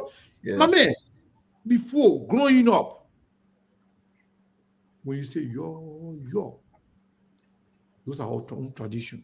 Yeah. Bati. Say quick. How is the matter of the people? They say, the president, they say, all right. Who says Liberian people? Everybody. Who's everybody? Liberian people. Those are our culture. But those things are missing now. Going with Amanda Aweto, Nick Africa, Broko, Baraka, stupidity and confusion and everybody, then they say Aweto. So, that's why we are not going anywhere. Yeah. It's sad. Because we give value to other people's stuff and let go our own. We got no respect for ourselves. We got no respect for our culture. We got no respect for our tradition. And people are kind of accustomed to that. And they are even embracing that to be part of our culture now. So you that don't focus on that, you that don't believe in those stupidity, they don't consider you as part of the intellectual class. And let me tell you something, those boys, those young beginners, they form alliance, they support each other based on that. They only respect those who are part of those group. I'm saying no disrespect to some of those student leaders and student grouping and their former student presidents and whatever. All the one there. most of the alliances you can see is just based on those lines. For example, if you are Steve Bode, if we are alumni, you and myself were in the university together, and Steve Bode, we used to want to be the singing Amanda Aluta, Continua, all the things beyond Steve Bode. Anywhere Steve Bode go, then we have some loyalty to Steve. Yeah, we are the same people. Yeah, we're in the trenches together. We're in the quality. We don't want to be under the Palava hot at the University of Liberia. Yeah, we in the middle. Yeah, we did it. That would be the only reason why I should let my support to Steve, because we're there together. We used to sing Amanda Away to together. Whether that will benefit Liberia, we don't care. What that brings to Liberia, we don't care. All we want, all we know, so long we don't want to see that 2 minutes together, we look stupid together, and we say, yes, we are, and they say, okay, continue. Let's go ahead. So, I don't expect much. Yep. From Liberia. I don't know if this generation will change Liberia. If it will, then we have to re-energize, recalibrate, re-strategize, and be forceful, be vigilant, and be ready to take risk. Other than that, 10 years from now, we'll be also in the same place. And just about can't change anything. You don't even know what time it is right now. And Steve, just to add on what Sekou said, right? You know that kid that was beaten mercilessly by Pokarawa and his crew? You know when that kid was beaten, you know the name they have for him in the news? Walter Sisulu. So I was like, who's what? I said, who's Walter Sisulu? I said, because I know Walter Sisulu because an African activist during the apartheid regime, the apartheid time in South Africa. So when I saw the video, I said, oh, but why are you calling him Walter Sisulu? Even though I don't know whether it's me, I like that kid. I think it was on Facebook Live, poke around, and I think what they were having on the campus, and the kid that they beat, I think they say he was in critical condition. If I'm not mistaken, I forgot his name. But because of the whole thing, Sekou just said, we couldn't even recognize the real name because they call him Walter Sisulu. Yeah. It's so sad, my brother. So in as much that some of these things sound funny, yeah. But my question to both of you is, I know the Unity Party has claimed that they have some international connections, whether most recently we saw photos of Amara Kone and the president-elect in the US.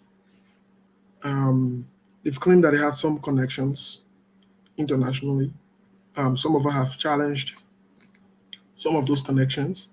In fact, we went as far as saying Jose Yuman Boakai could not maintain some of the relationship he had or that were established when he served as vice president for Ellen Johnson Sirleaf for 12 years. He met with dignitaries, big people around the world, high-profile people, including President Barack Obama, Xi Jinping, even Nancy Pelosi, and other people around the world at that time. He couldn't maintain it, only to settle here for basement with Costa then, going Waterside Market in Philadelphia, having black plastic there holding it for Costa, going to barber shop. We saw that.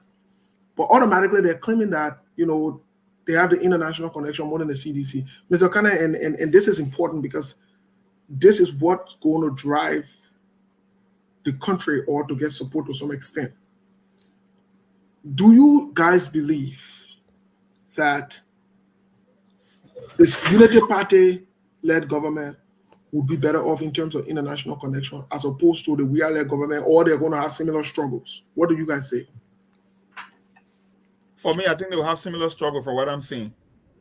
I mean, you got to look at the time and the dispensation. Honor Madam Sirleaf, we all know Madam Sirleaf when it comes to international recognition.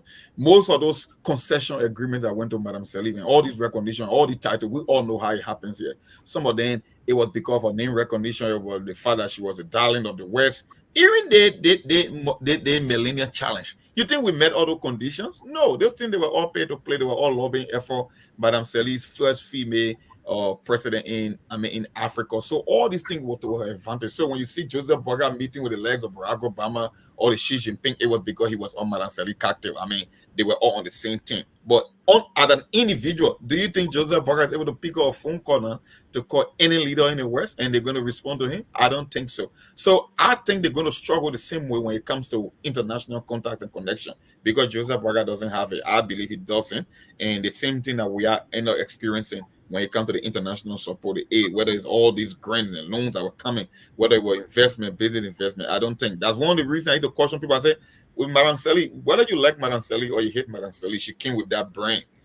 The country benefited tremendously when it came to foreign money or funds pouring into the country because of name recognition. I don't think Joseph Boakai and George Weah got anything closer to that. So they were all going to struggle, and we saw what we are struggle. The same thing going to happen for Joseph Boakai.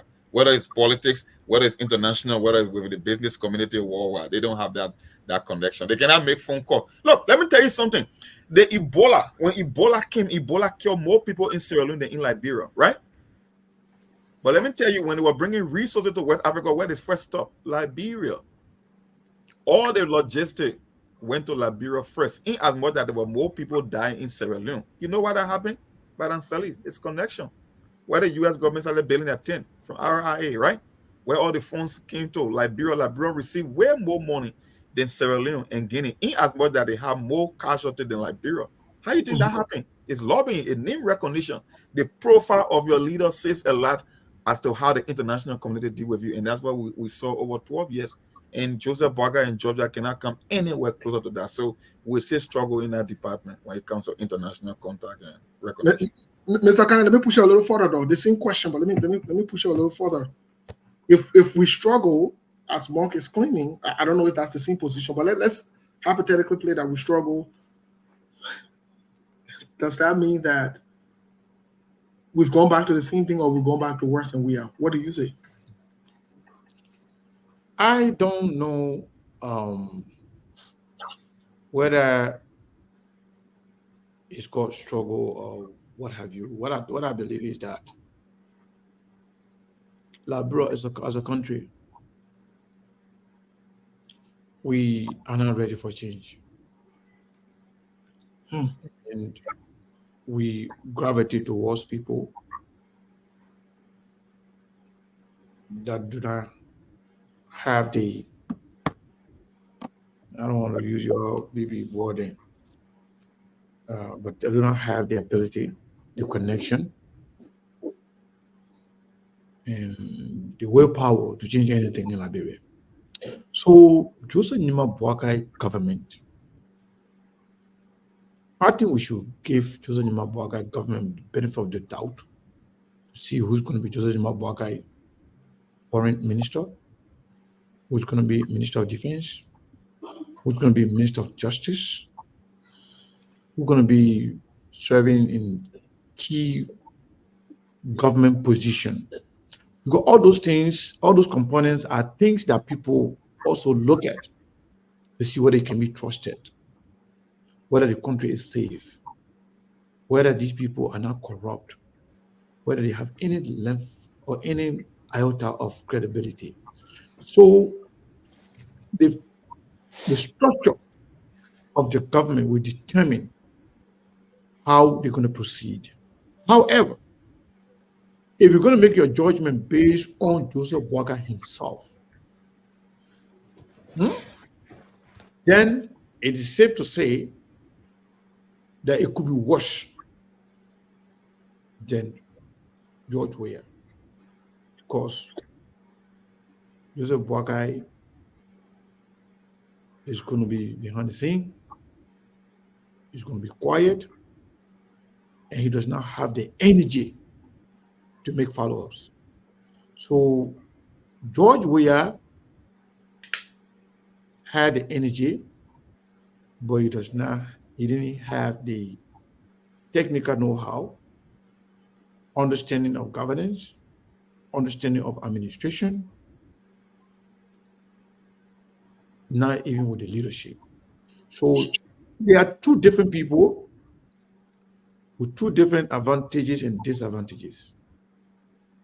George Weah's advantage was he was very physically fit compared to Joseph Boakai, but he does not have the intellect, the understanding of governance.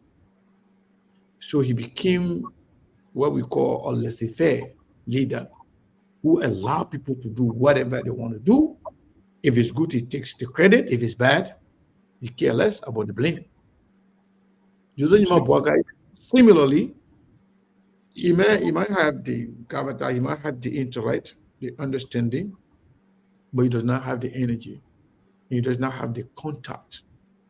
Joseph Boakai was vice president. The only place in the whole United States Joseph Boakai can be comfortable and even was able to get some resources is right here in Phoenix.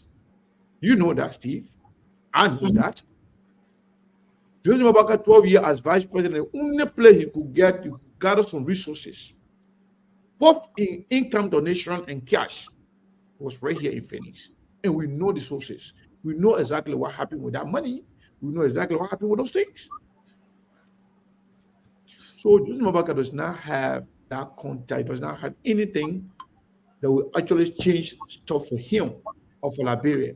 So people that you're going to appoint, they will know how the government going to look like. So speaking of that, we are having some serious trouble understanding who is going to be in the government. But we told you earlier from the start of the show that there will be some names announced tomorrow. Perhaps 5 to 6, or maybe more.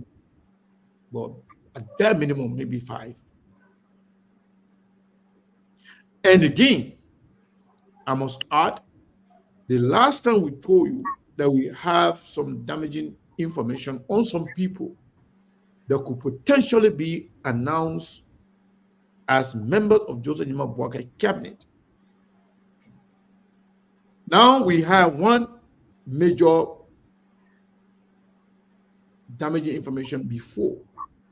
Today, we have another serious one that will even surprise you. Yeah, very, very serious. And that could be a blow, a big blow to Joseph Boakai incoming government. But tomorrow is not far away. Tomorrow, by noon tomorrow, in Labrador time, it'll be way before our show time. We will know some names. And then we'll come here, we'll talk about them, and we will spill the beans. So Steve. right now, among, I told you guys that Joseph Boakai is gravitating towards his friends, the old folks. Joseph Boakai, Prince Johnson went and updated his demand. Prince Johnson now saying that he wants 5 key position, 5. First, he said he could settle for 2 ministers, but now he's saying 5. Prince Johnson won the Ministry of Defense. You're listening to me clearly. Prince Johnson won the Ministry of Justice. Now he comes from Nimba. Prince Johnson won NSA director.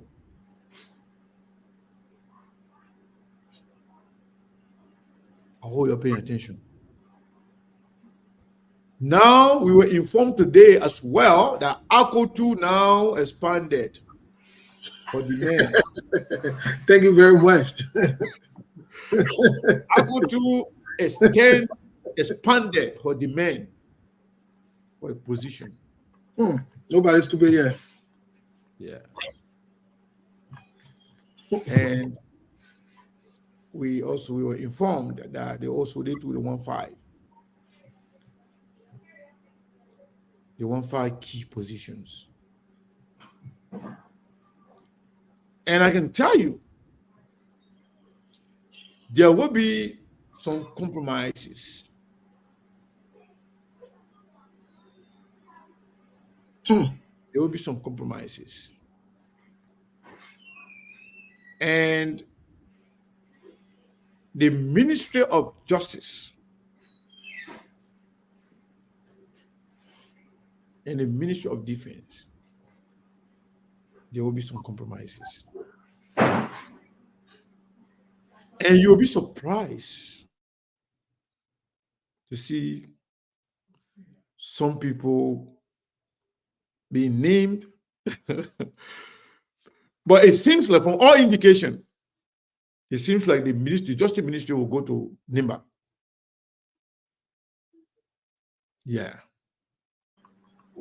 What Mr. Can let me hold you there really quick. Let me hold you on that particular. Okay. Look, is he still want to hold me? Okay, I'll hold.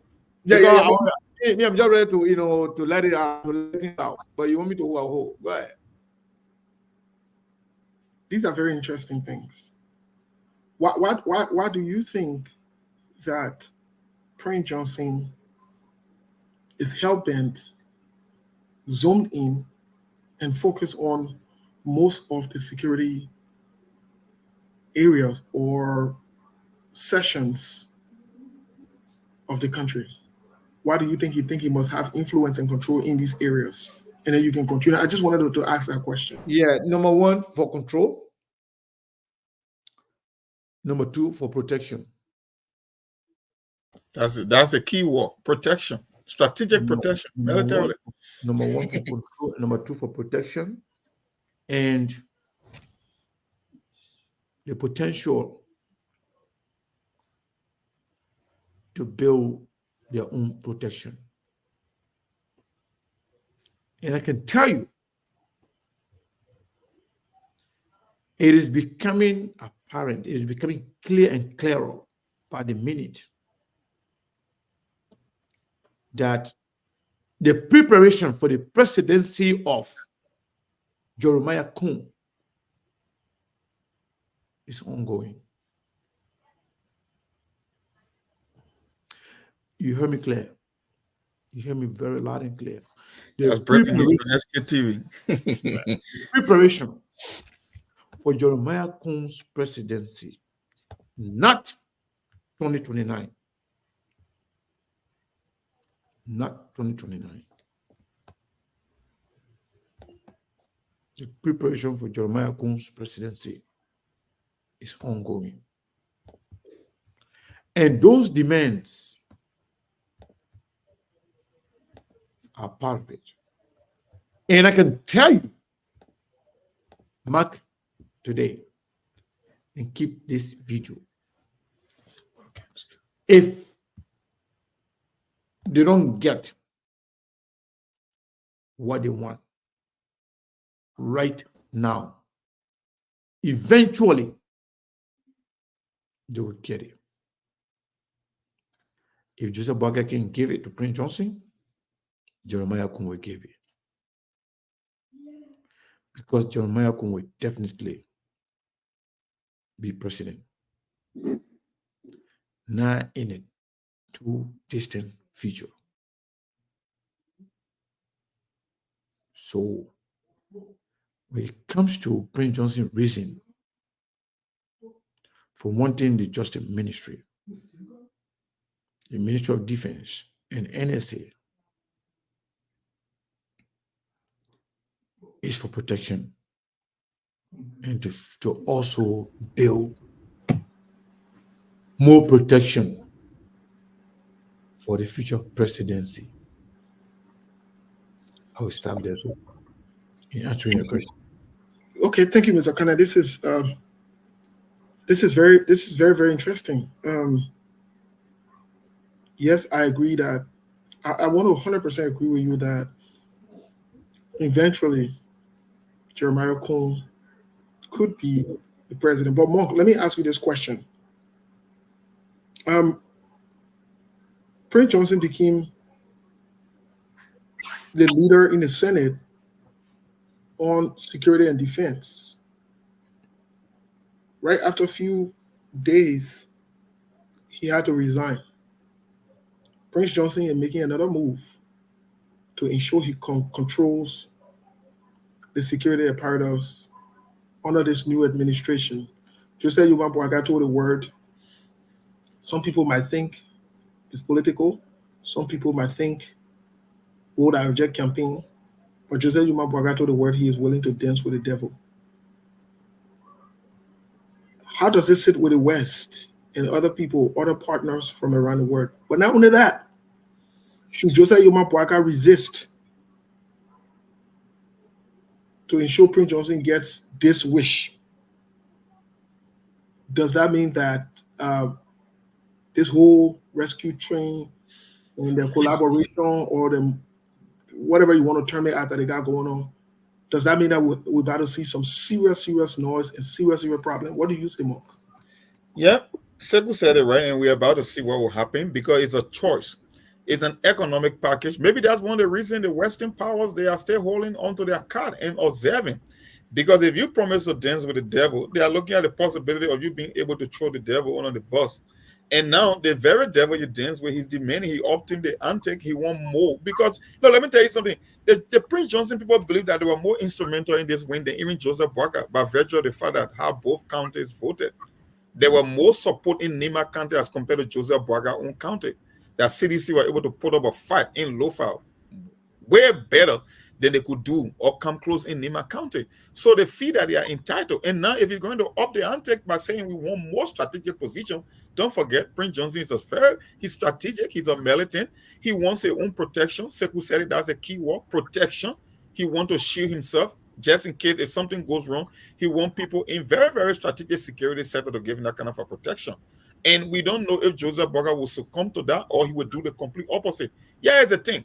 I don't expect Joseph Boakai to be Madame Salif in terms of international support. But there are things that Joseph Boakai could do within the first 100 days that could attract the attention of the global community. That people will know that he will be off of business, and then at the end of the day, everything else is going to fall in place in terms of support, in terms of grant, in terms of the same international recognition. Look, nobody knew who Paul Kagame was. Everybody knew Paul Kagame to be a leader. But there are certain strategic moves that he made as leader when it comes to governor and putting the red team in place. And now what happened? He's the darling of the entire West. Paul Kagame is going around the world giving speeches, and he's acclaimed all over the world. And people never had that kind of a respect for him. But people look at his leadership style and think that he stood for. That's why the West and America will always want, or the international community, transparency, accountability, managing resources, prosecuting people. When you do this thing, my brother, you don't have to make the phone call. The phone call will come automatically. But the question is, will Joseph Boakai be able to make this move? That's why it's yet to be seen, and we're giving the benefit of the doubt. Who knows? Maybe something under his sleeve. I always say that. We'll see. Mr. Kana, what say you about that question? Because that question is very pivotal. That question is very important, not only to of this incoming government securing a relationship, and for all indications, we see that the West does not want Prince Johnson to be anywhere around whether it's power that will influence the country, especially dealing with security issues and so forth.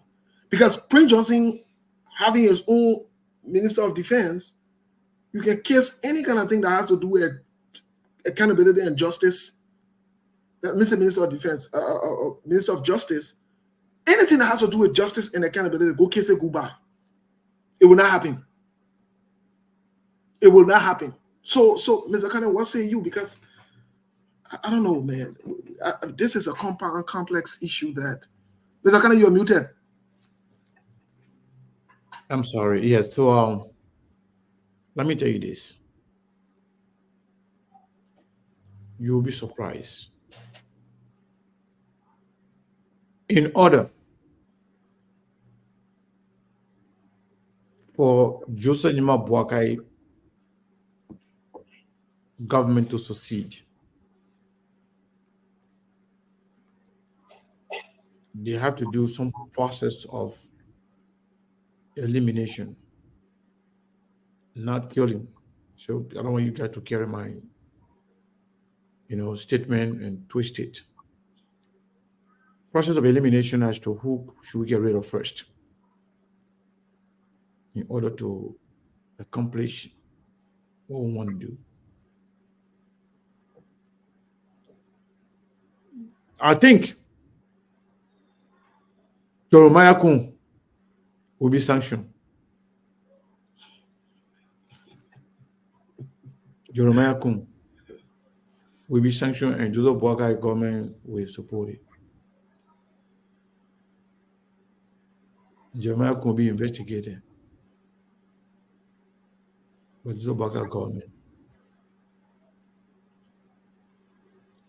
And they say every sanctioned individual we have to collab, we have to submit to his Ministry of Justice. That's why, that's one of the reasons why Prince Johnson wanted the Ministry of Justice. He wants to be protected. He wants to have a puppet there. Somebody he can control. Somebody he can rush to at night. Somebody he can talk to or threaten. And he will submit. Jeremiah Kun, maybe he will be sanctioned. And that would be the easiest way. If Jeremiah Kun is handicapped, that will affect Prince Johnson's ability to act. We told you day before yesterday that the person Prince Johnson called here and promised them to be given the position of director of NSA, National Security Agency of Liberia. Prince Johnson told the person, if you don't believe me, Jeremiah Kun will call you, saying he's the elected vice president, so you can believe it. And immediately, Jeremiah Kun placed a call. So one of them called me right after the show, Seku, I think I know the person that you're talking about. I said, oh, who's the person? He said, the person that you're talking about in America here. And he called the person into me. And they asked me, well, how did you know? Do you talk to him? I said, I don't have to talk to anybody. But we know exactly what's going on. We know what time it is. It is SKTV. So Steve and Monk, if Prince Johnson expanding the lease, and if ACO is extending and expanding the lease, then other political parties in the alliance,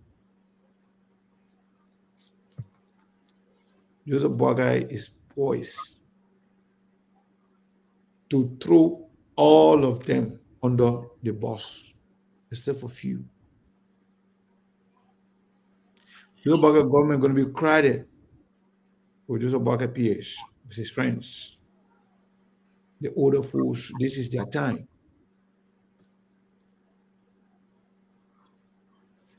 You saw Toga McIntosh going there, right? Yeah. You saw all those puppy them going there, right? Because this is their time. This is going to be the last government of the old school. The new generation will take over next. But I can tell you, Steve, after tomorrow, we will give a lot of information, man. Got a lot of information to share. The reason why we are holding back because we want to make sure that those names are confirmed. Not only we will give you information about those people that are going to be appointed, because we know some of them already. We have profiled most of them. We have some information on most of them. And some of the information we have on some of them, they may not be confirmed. You heard me clearly. Some of them will not be confirmed based on the information we have on them. Yeah. But, you know, let's pray for Joseph Boakai and people Tomorrow they'll be taking over and they will make the appointments. But you'll be shocked to hear some stuff about some people that you really, really believe they're clean. You'll be shocked. But again, tomorrow is not too far away. Yeah, we just got a few hours left, most definitely. Because I saw one banner, I think I shared that banner with Steve.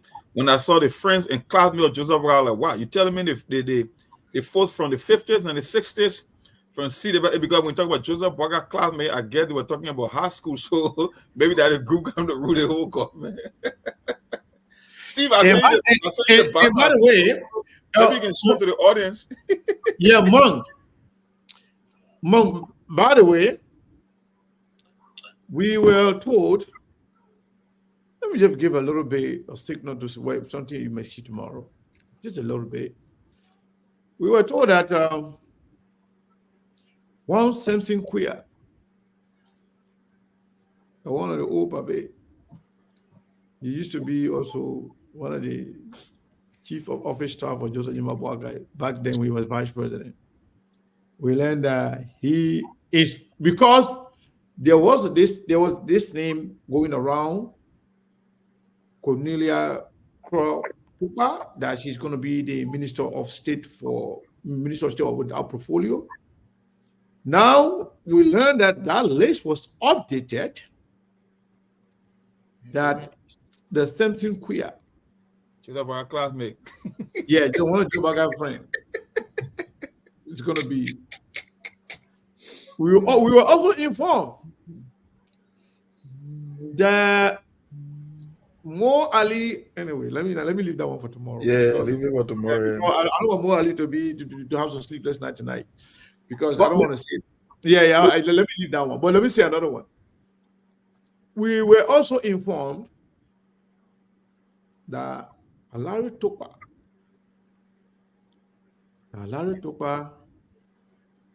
wanted to be the Minister of Internal Affairs, but they updated the list yesterday that they want Larry Topa to be the Minister of Education.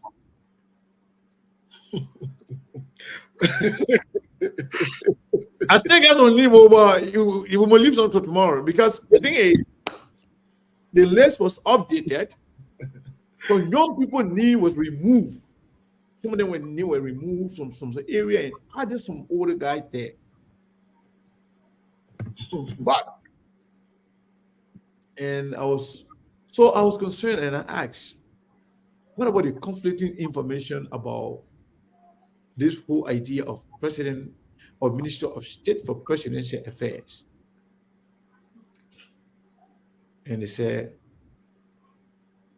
Grace B still going to be the person, but the fight for him not to be is still ongoing. That everything is possible between now and tomorrow. As a matter of fact, while we're talking,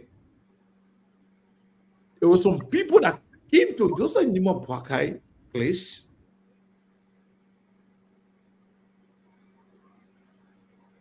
and anyway, we will leave it there for today. We will talk more tomorrow. We'll give you more names tomorrow. Maybe even before the announcement tomorrow. Maybe we'll give you some names of people who will potentially be named at some position in the new government. Again, most of the young people, you'll be disappointed. You'll be disappointed so badly. They will start, some of them will start to insult Joseph Boakai tomorrow evening. Thank you very much. Yeah. For me, I'm so afraid the way the rescue train list has been constantly updated, and you got people opting to stake for more position in government. I just hope they don't turn into a super classical Real Madrid and Barcelona between the old school and the young hands, because that's why my likely turn into in terms of expectation. and people that put in the work. It's just been too many updates and too many news coming out. Because when I saw that friends of Joseph Boaga and classmates, I was like, Jesus Christ. I mean, I didn't know Joseph Boaga still had classmates that have been around, and they are the one hosting our inaugural ball and all that stuff. So we will see. But tomorrow evening, by the end of the day, we'll know what's up. Yeah, and Mark, that point is very concerning to me as well. Because let we talk so when we talk so. Now, nothing against the older folks or the people that Joseph Yuma Boaga wants to appoint. Nothing against them. I think and I believe the mixture of the older generation and the younger generation would benefit the country at large. That's why. And then I'm sorry not to cut you off. Let me just answer. Since Go ahead. Ruth asked the question, Ruth said whether Gonglo name is there. Gonglo's name came up 3 times now. And Prince Johnson still fighting it. He said no. To answer your question, yes, Gonglo name is there, but it's been battled. It's been fought. Prince Johnson said no. Prince Johnson said none of the Gonglo. Not Tiawan Gonglo, not Edith Gonglo. If it happens, it will be Joseph Boakai insisting to do whatever he wants to do, but it's been fought. As I speak to you, Gonglo's name has been mentioned 4 times or something. But, and still, by the way, the people watch your show. Some people that watch your show, we in Mongo, they were talking about some of the appointments. And some of the teenagers, some of the Nina you mentioned, some of the teenagers where you said, it was also discussed by some key players. But they don't come. But then they didn't come pass anyone now because if they're taking free cue, and as we are speaking, they're watching. It's a good thing. Yeah, most of them here. I know. I know the people here. I know some of them. I know some of them that are here with some name, and some of them they are actually watching, but they are not. They don't click on it. And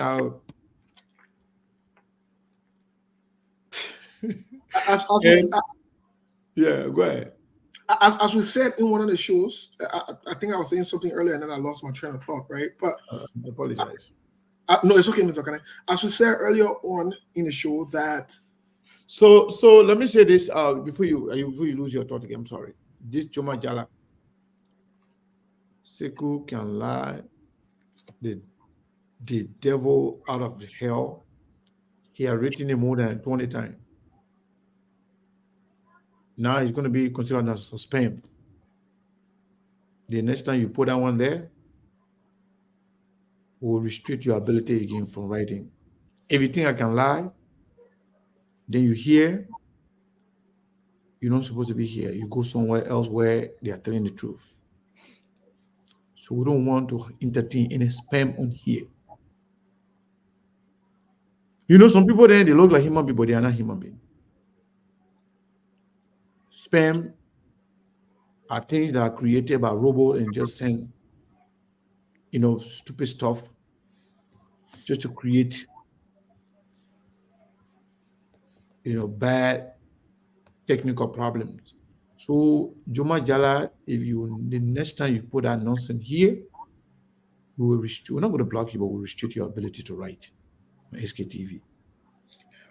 Because serious people talk with their thing. If you think Sekou is lying, just say it 1 or 2 times, you move from there.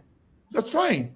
But if you're going to be writing nonsense over and over and over more than 100 times just to... I don't know why he do that all the time. Spam, then definitely we will make you not to say anything. Because the only one thing you got to say, you already said it more than 100 times, that means you got nothing else to say, then we'll just stop your ability from writing anything here. Yeah, and getting himself into a spam. That one thing is a spam. Yeah. So Steve, I'm sorry. I just wanted to say that. Yes, Mr. Kane, sometimes it's okay to point some of these things out. But like I was saying earlier, we said our conversation, we said there is in no way, shape, or form Tiawan Gonglo would be nominated as Minister of Justice. I don't know how that will happen. I pray it happens, but that's not something we're hopeful or we're expecting to happen. If it happens, it will be a huge plus for the country. It will. I want to say that, and I would support Jose Yuma Boaka in that nomination, 100%. And I think Jamal Gonglo would be able to get the nomination very easily. But here is something that I also see, Mr. Cannon, that I think I want us to discuss it as our last point, and we'll close for the day. So Saros called. Saros is on the line. Mhm. He said he wanted to give some updates. He was unable to come on the show, but I think he said he has some update to share with our followers. So I don't know whether you want to take him first or you want to. Yeah, let him get an update real quick. Let Cyrus get an update. Okay, Cyrus. Yes. How you doing? You are live on SKTV. Steve, Mong, and myself, we're here, and we have about close to 900 of our audience watching on our big screen. The other one, I don't know what the other people are saying. Yeah. On YouTube. YouTube. Following. Yeah, go ahead. Yeah, so let me say good evening to you, my boss Steve, to you, CEO Mr. Kane, and to my boss, President Monk, and all our SKTV family. I'm a thing that I've been with me the most beautiful women on earth. How come you cut you up now? The most important For people. how come you cut you up for copyright infringement? So Mr. Kane, today, there are a series of guests that entered the country. We were not able to be on the airport directly because we were running after the pass just so SKTV president can be fair at the inauguration tomorrow. But then we observed the United Nations, the U.S. representative to the United Nations as ambassador, and former U.S. ambassador to Liberia, Honor George Bush. Manatoma Greenfield, she led the delegation representing the United States government. We observed the political leader of the EFFL of South Africa, that is the economic freedom fighter, Mr. Julius Malema, member of parliament at the House of the Legislature in South Africa. In the country, we also saw the Ghana president, the now president, His Excellency Nana Akufo-Addo in the country, and we got some representative from the Angola government. They also came into the country, and there are setups that are currently ongoing at the grounds of the legislature. We wanted to do a post, this thing, a post inauguration before the inauguration, just to have the view of people, but I don't think the street is this kind of safe, so we just choose not to do it. But I mean, yes, that's it. And Liberians are they're in the gear, Partisan, like I always say, they can't wait for this inauguration, and Liberian totality just want this to come and pass. So we have a lot of dignitary in the country as we speak. There are a lot of dignitary that pull in tomorrow, so we expect. So Cyrus, I heard you say a lot of dignitaries are pulling into the town, but you made mention of Nana Akufo-Addo, that is the president of Ghana, correct? Right. Do we know any other president so far beside him, or anywhere? For now, no. For now, I think Nana I know of as an African president who is currently in the country. Maybe tomorrow there'll be other people that will pull in the morning, but I know that the program is expected to start in the morning, early morning tomorrow by 8 the program, because the program is supposed to last for just like 4 hours, because after 12 we expect the president-elect, His Excellency Joseph Yama Boyka, to be the president of the Republic of Liberia after 1 minute after 12 tomorrow. So if any other president will be here that I don't know of, then it will be in the morning. But as far as concerned, I think other African countries send in delegates, but I don't know of presidents coming in. So, I mean, that's just the information that I have right now in my position. Today, the CDTU League also came up with a press conference asking her people to refrain from protest, not to get involved with protest. But they also, it was kind of funny, but I mean, that's their positions, asking the Bouaga government to declare asset. So I mean, that's just happenings that are unfolding currently. Thank you so much, Saros. Thank you. Maybe Steve and Saros may have a question for you. President Monk, any question for Saros? I don't have any question for Cyrus in Liberia. We'll just be following you guys tomorrow from the live events, and we hope you guys are all set up to bring some fresh feed for our viewing audience. So we'll be looking up to you guys tomorrow as we follow the inaugural occasion. Yes, Cyrus, quickly.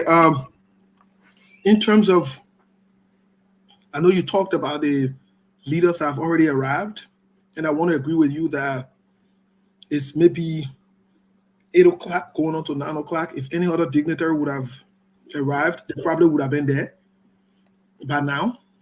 I need to be situated to be, unless a dignitary wants to take a private jet and fly in tomorrow, but I know protocols are in place. My question to you is, what is the momentum and the euphoria amongst Unity Party partisans and other Liberians for this inauguration, especially where in some Unity Party partisans, some supporters of JMB are feeling disenchanted already, and they feel somehow about either not getting invitation, how the process is going so far? So, like I've always said on the show, before even today, these questions are being raised by you. I haven't seen any kind of hard zeal from Unity Party, supporters like the way we were in 2017 as we observed. But I think the Liberian people just want this particular thing to come and pass this inauguration to the only expectations that the Liberians, their expectations are high, especially regarding Bouaga being a president. But among Unity Partisan, I don't see any kind of euphoria like the way we expect, the one we were kind of, like we anticipate. We don't see that. But many of them, they have agreed to watch from their various homes or from whatever locations they will be, present tomorrow. But I don't see a kind of high euphoria. Today I was at the grounds of the Capitol building this morning, and there was setup still ongoing at that place. Currently, as I speak to you, there are setup still ongoing there because I think the work started late. So people are there working currently to make sure that everything is in tight. But other than that, we just have the dignitary, but we don't see that kind of high euphoria among Unity Partisan. I think a lot of them are resolved, and a lot of them, they are kind of cold because of the invitation distribution. I don't think it went across the way they expected it to be. So I think then we go back to Honorable Amar Collin, a statement that was posted on Facebook that people should manage their expectations. So I think the partisans of Unity Party are now managing their expectations, starting with a distribution invitation to the inauguration.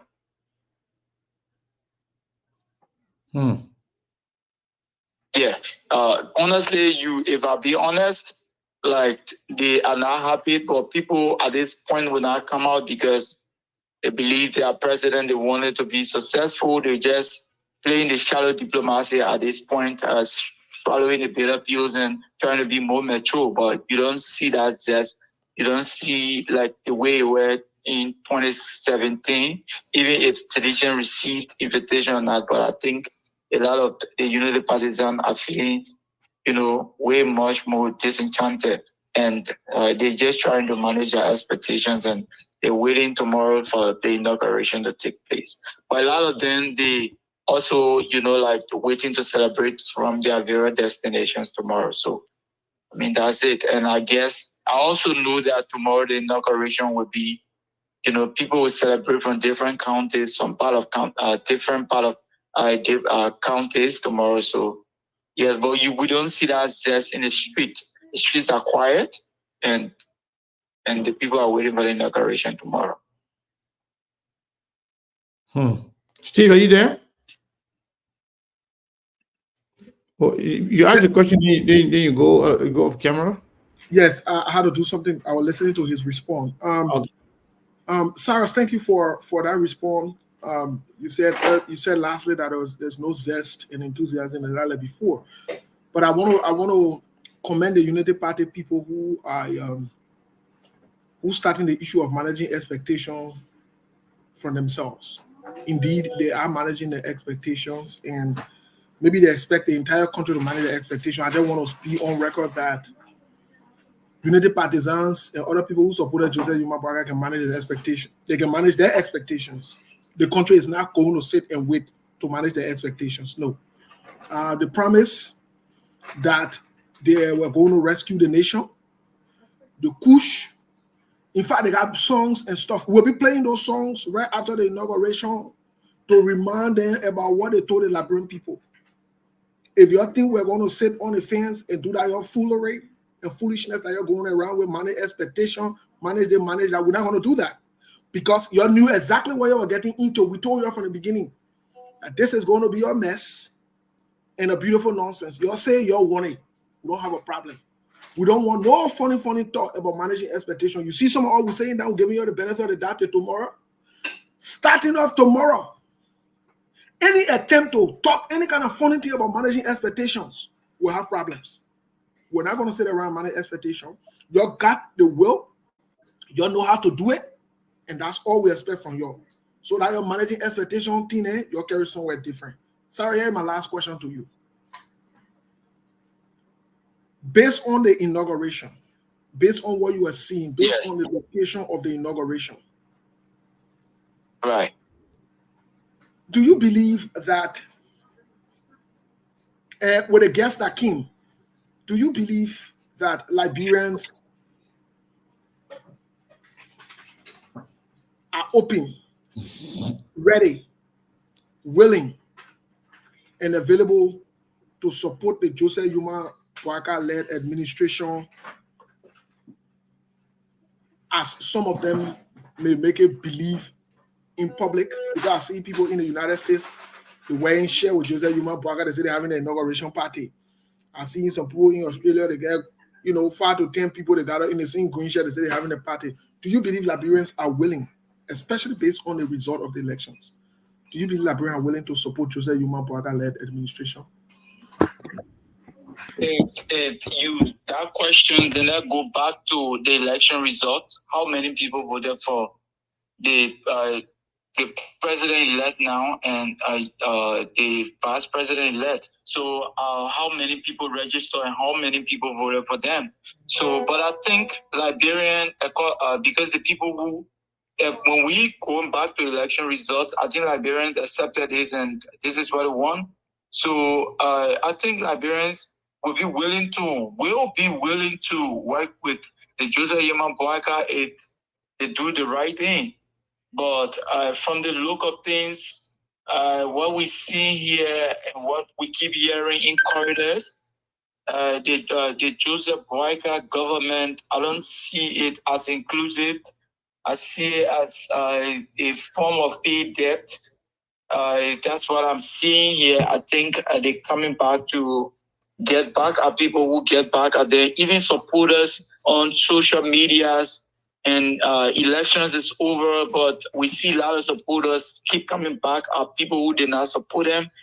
So I mean, we can't be straight to answer the questions, but we will wait to see the first 100 days of Joseph Bwaga government, what it has to give to the Liberian people. I think that's the best way I think I can answer the question now, but I can't be the exact because of the election results. We had 5 million plus people, and I think it was just 2 million people registered, and not all the 2 million people that went to the ballot box to vote. So based upon the result and also upon the reactions from supporters of the soon-to-be government and how we see things are going, I don't see that changing anytime soon. I just see bitterness until the president-elect himself can maybe let's wait to hear what he get to say to Liberian people tomorrow.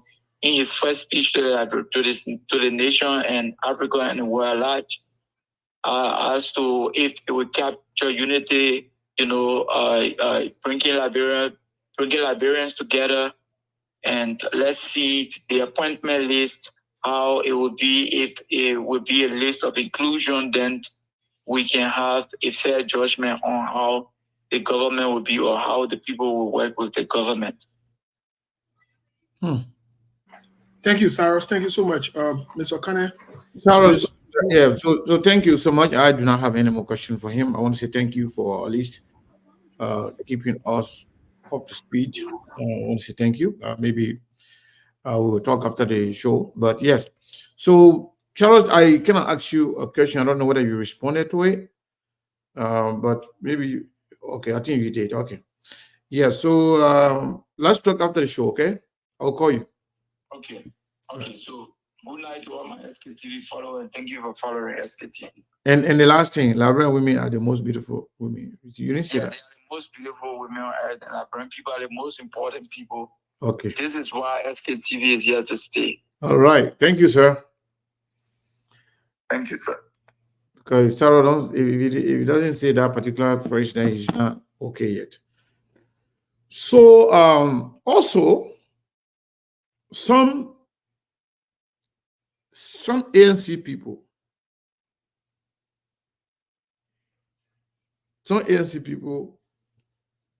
that supported Joseph Maboka in the second round, some of their names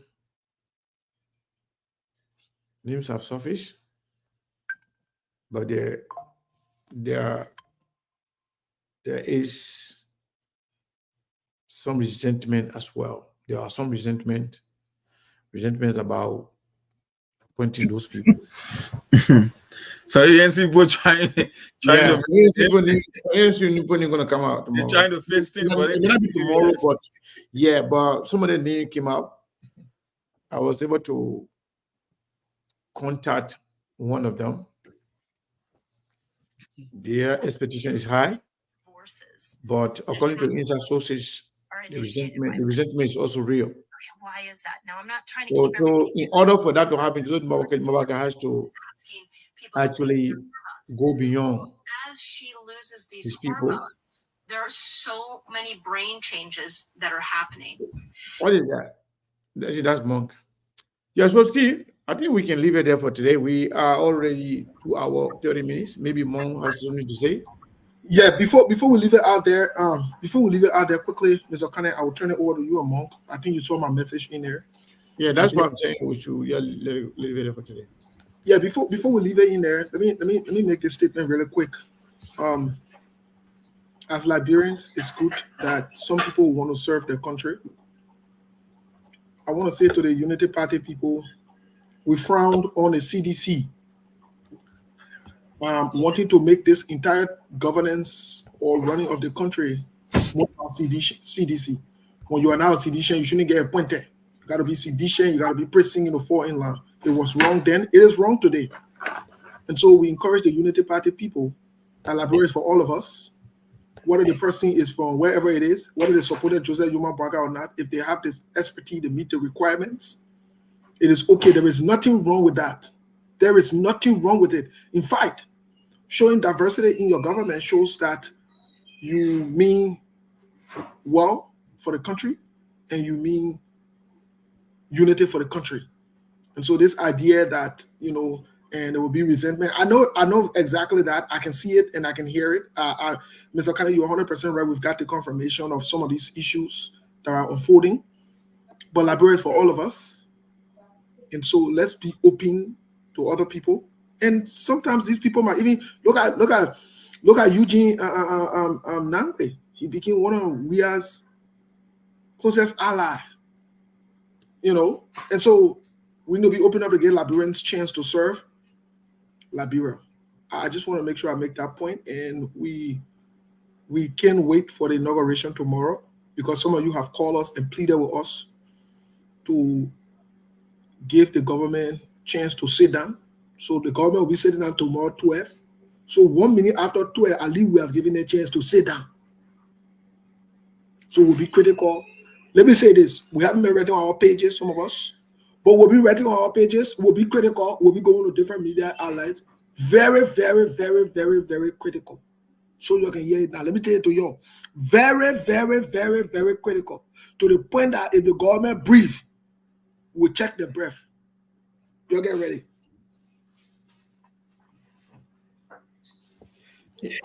Yeah, Monk, you want to see something before we go? Well, my parting comment is I wish I'm sending my.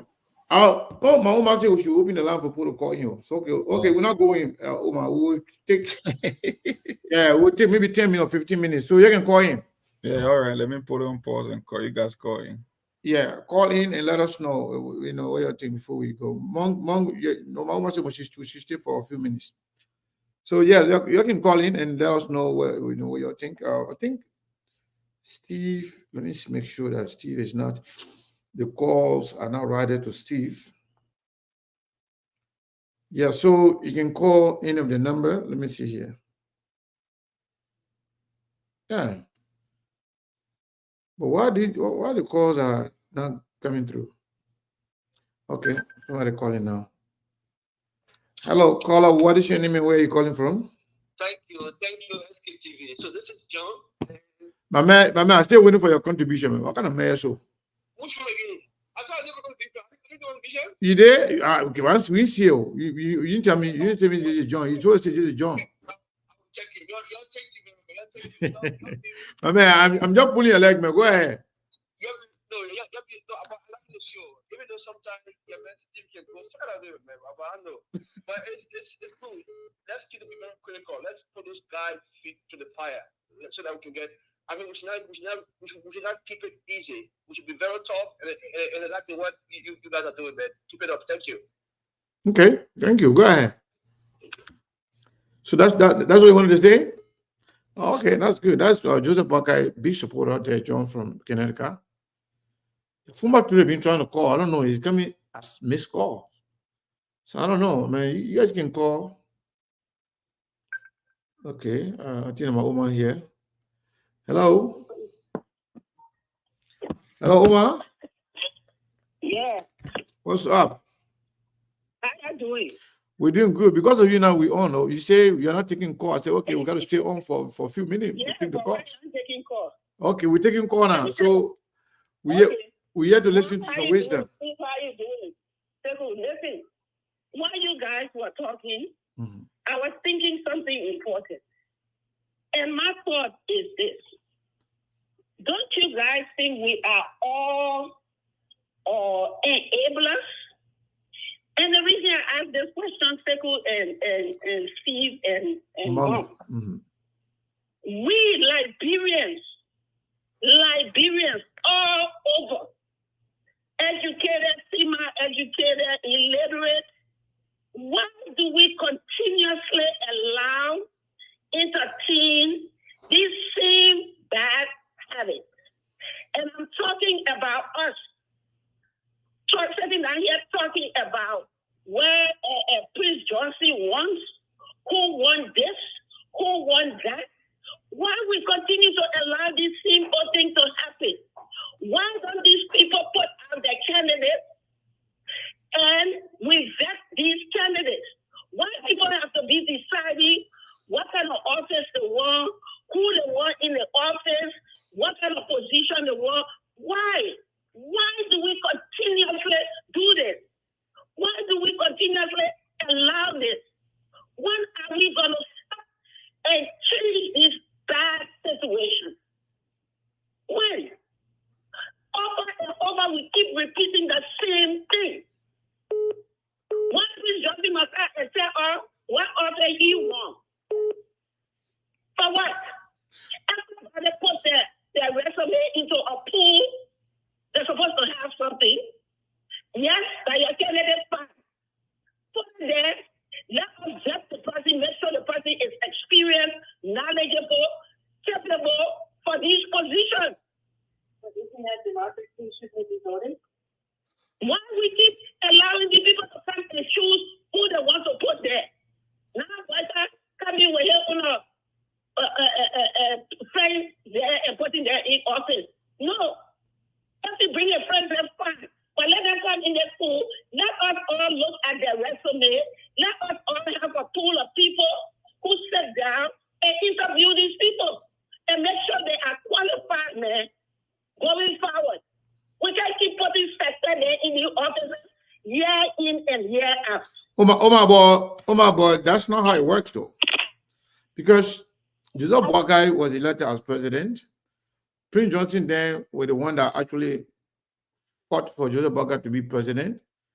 And the appointments of government cabinet officials is at the will and pleasure of the president. So Joseph Boakai will not bring people there resume to all for all of us to have a consensus to agree to decide who can serve. He's not going to do that. He's not going to do that.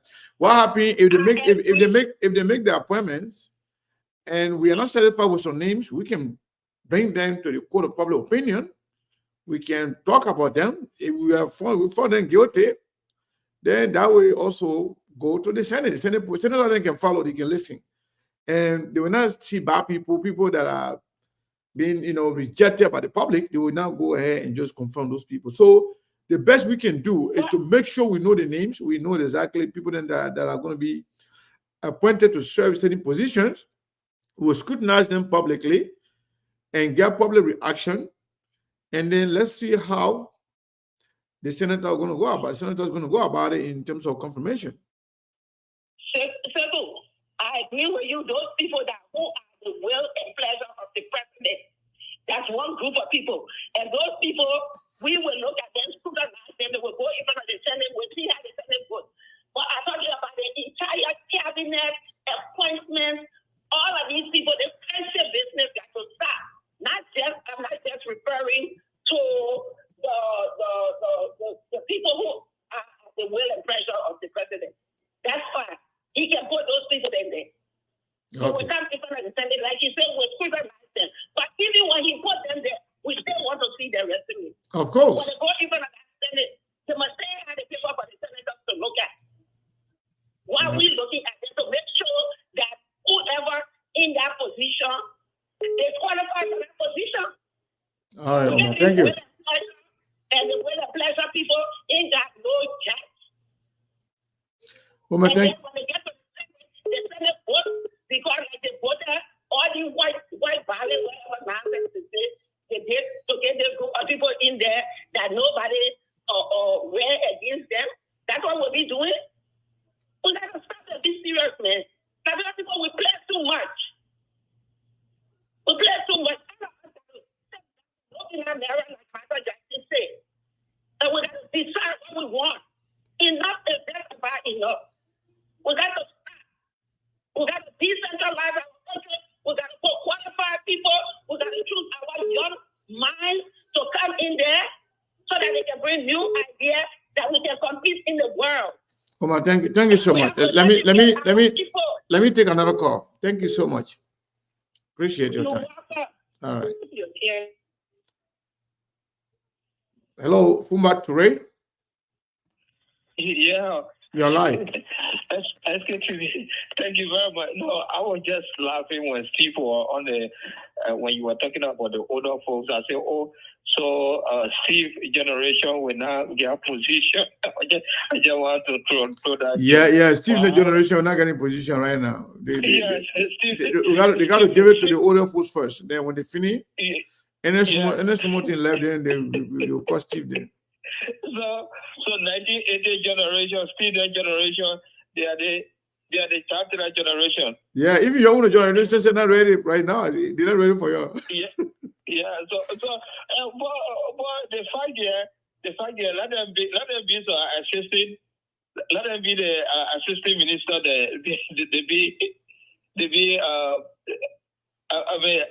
be some errand boys in the offices.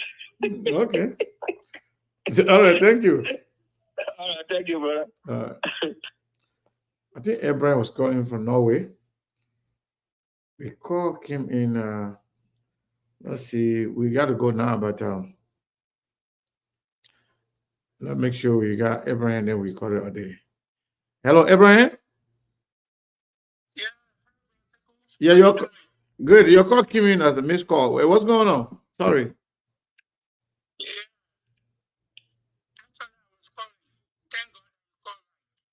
Go ahead.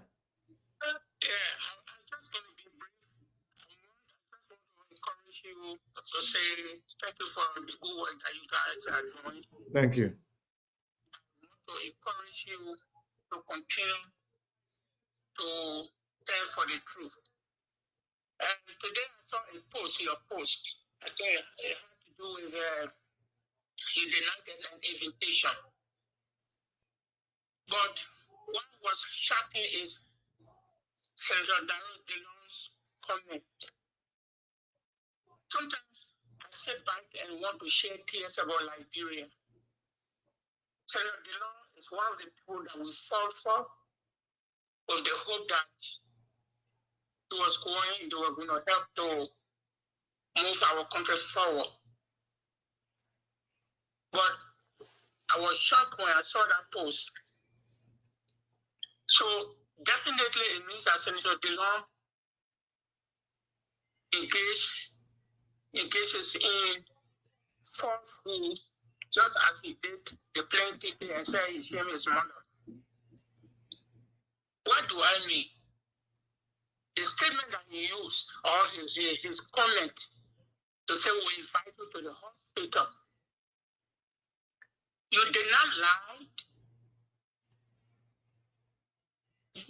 Only Bwaka, immediately after the election, instead of even sitting in Liberia or spending some days or a week in Liberia to tell the Liberians thank you, especially those who stole in the rain and what have you, he came to America for his business. But the statement that came from the Unity Party said otherwise, that he was coming to the United States to tell people thank you that stood with him and what have you. Now the man was in the United States and people were asking up and down, where is this old man? For 2 weeks we didn't see the man. They beat on you. You never told them that he had a surgery. You said he was in the hospital. And so for Senator Dillon to come and say we invite him in the hospital and other people saying foolishness, I think our country is real. We don't know who to trust. It means that Dillon is also part of the people that were lying that did not come to the hospital. All right. So I just want to encourage you to be factual. Don't be true, don't be biased, and continue to stand with the truth. Thank you. But before you go, let me say this. I don't know whether you also follow my comment and my reaction to some of those comments. I can tell you, I think Dillon was joking. That's what I think. Whether that's why he's supposed to be doing as a senator, I don't know. Some people receive it differently. But I think he was joking. But whatever it was, that is exactly the mindset of people that support Joseph Nyaboakai, including Darrell Dillon.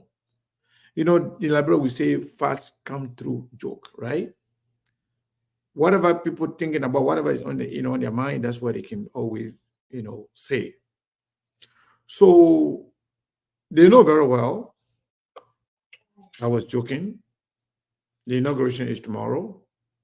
And I'm talking about why I was not invited and because I'm not a praise singer. They know I was joking. And I also believe that Dillon was joking. There are some of them out there that are still angry, that are still bitter. They want to use those things to vent out their anger against us. But they are way below our level. And we cannot really waste our time on some of those people.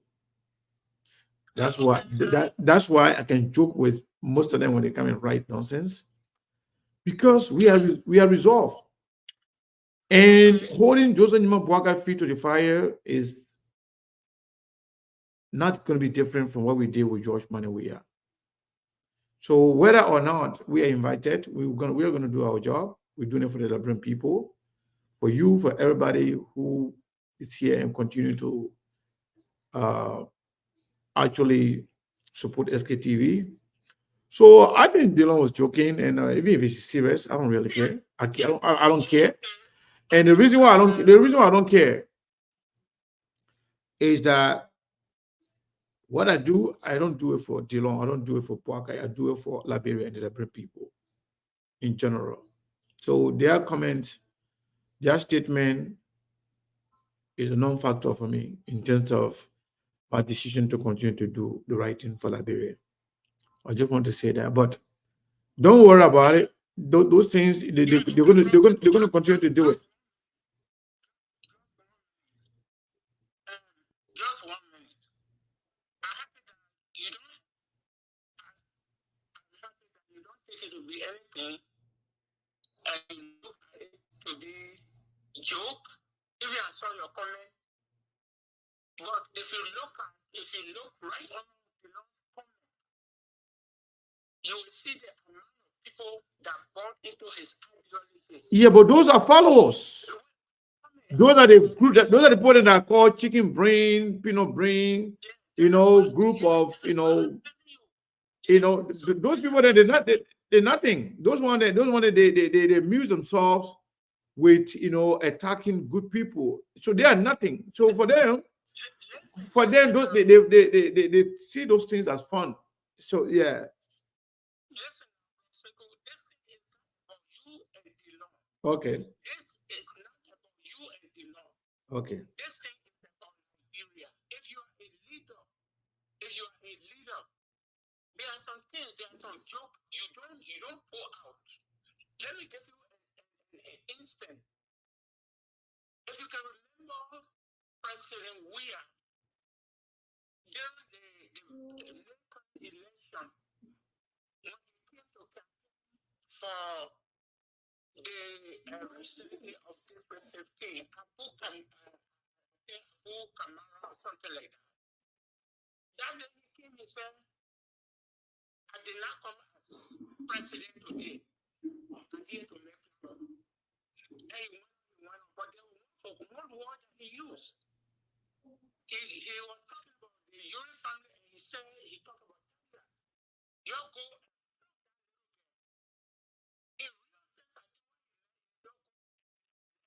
And defeat her at the ballot box.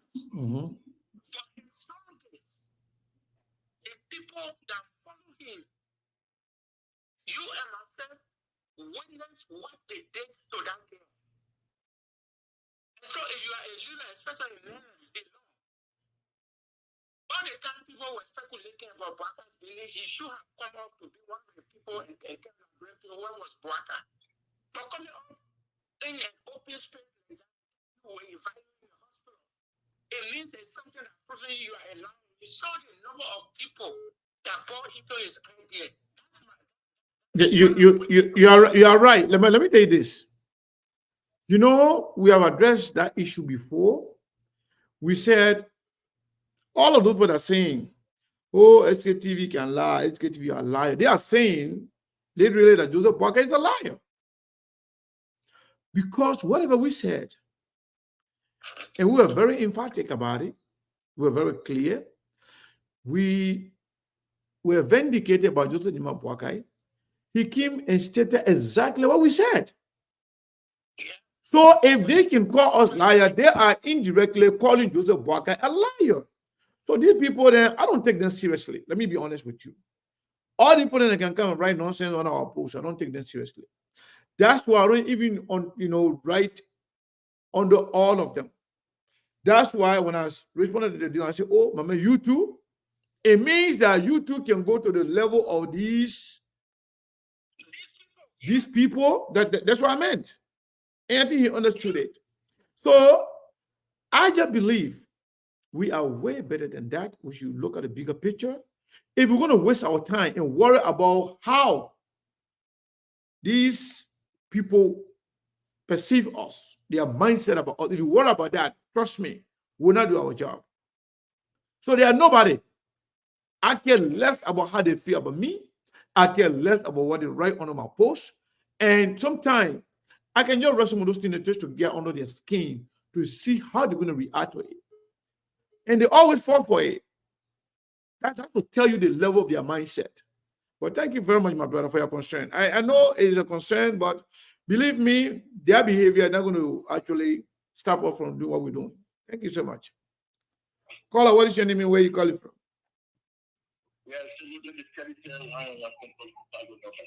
Go ahead, my brother. Yeah, I want to agree with your analysis. You know, I can see the possibilities. I want to mean for Unity Partisan to get rid of Jeremiah Paul through sanctions. I don't think it happened with me. I don't think they want him to go anywhere closer to the presidency. That would be another type of battle between he and the Unity Partisan. And I get my own personal analysis on Prince Johnson. The reason why he always try to remain in power is, I think, responsibility of what I'm about to say.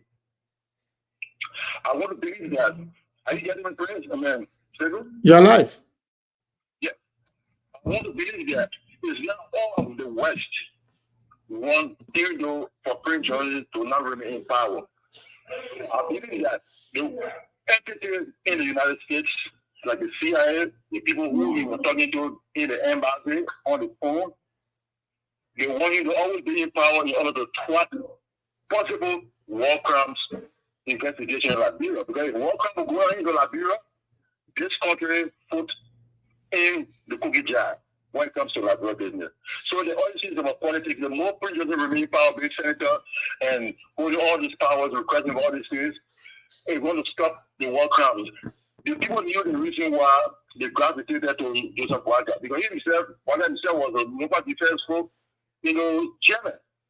But they gravitated to him. There's a reason why all these guys went to Walker. Well, I want to start right there. It's my deep concern. I've been thinking about that. Thinking out of the box. Prince Johnson, not everybody in America. The American people, when it comes to justice, they want him to face it. But entity, individual entity, they not want that. Because there's evidence of them supporting Prince Johnson when it comes to do business, when it comes to Labrador war. Thank you. For that. I think responsibility of what these 10 lines at all. All right, my brother. Thank you so much. Well, folks, we'll leave it there for today. I want to say thank you to all of you for continuing to follow SKTV, for supporting SKTV. Hopefully, we will be at, our guys will be at inauguration tomorrow. We'll be live. And we'll try to bring to you as much as we can to keep you updated, to keep you posted, so you can be in the know of what is going to be transpiring throughout the inaugural process. I want to say thank you to all of you for following SKTV. I can tell you, believe me, some of the comments you can see in my, under my personal page, don't worry about them. I don't take them seriously. And I can tell you, even people in leadership, some of them, I don't take them seriously. They are not serious people. I can tell you. So their behavior can never change our resolve. They are who they are. And we will take them for who they are. But their behavior never change anything from us, because we will continue. And in fact, their behavior, if they behave like mature people, responsible people, we can have conversation with them. We can argue. We can make our points. But if they want to come in a form of bullying, I can bully them more than they can do to me. They don't even know how to do it. Bullies, their medicine, their bullying. One word alone, one line. One word or one line from me can turn all of them, can turn their head, all of them can go crazy. So these people there, I don't take them seriously. Some of the people there too, you just have to click on their profile to know who they are. You will not even waste your time on them. Don't mind the many comments. Some of the people there, they are so small kids, young kids. They don't even know what's going on. Some of them can't even feed themselves. They're living with people, so they got to go there and protect those people. So some of them, they're so malnourished, you will see them and say, you got to want sorrow for them. So look at those children, don't even worry about them. And some of them in America here, don't think because they're in America, but some of them got mental problems. Some of them got serious problems. They were affected by the war. And when you see them like that, they have to do whatever they can do, to ease, their problem. So now they see these things as therapy. When they come to instruct you, they feel happy. That make their day. And if that's going to help them, let them cost me. Me, I've told them that a long time ago. If you think instructing me or coming on my post to write nonsense, that would make your day, then that means I'm making somebody happy. I don't take them serious. Even the other I didn't take them serious. That's why most of them that you see over there, they are nobody. Even the other guy does not consider them to be anything. So those are a bunch of followers. They are like a group of beheaded chickens with no sense of direction, going all over the place. That's the problem.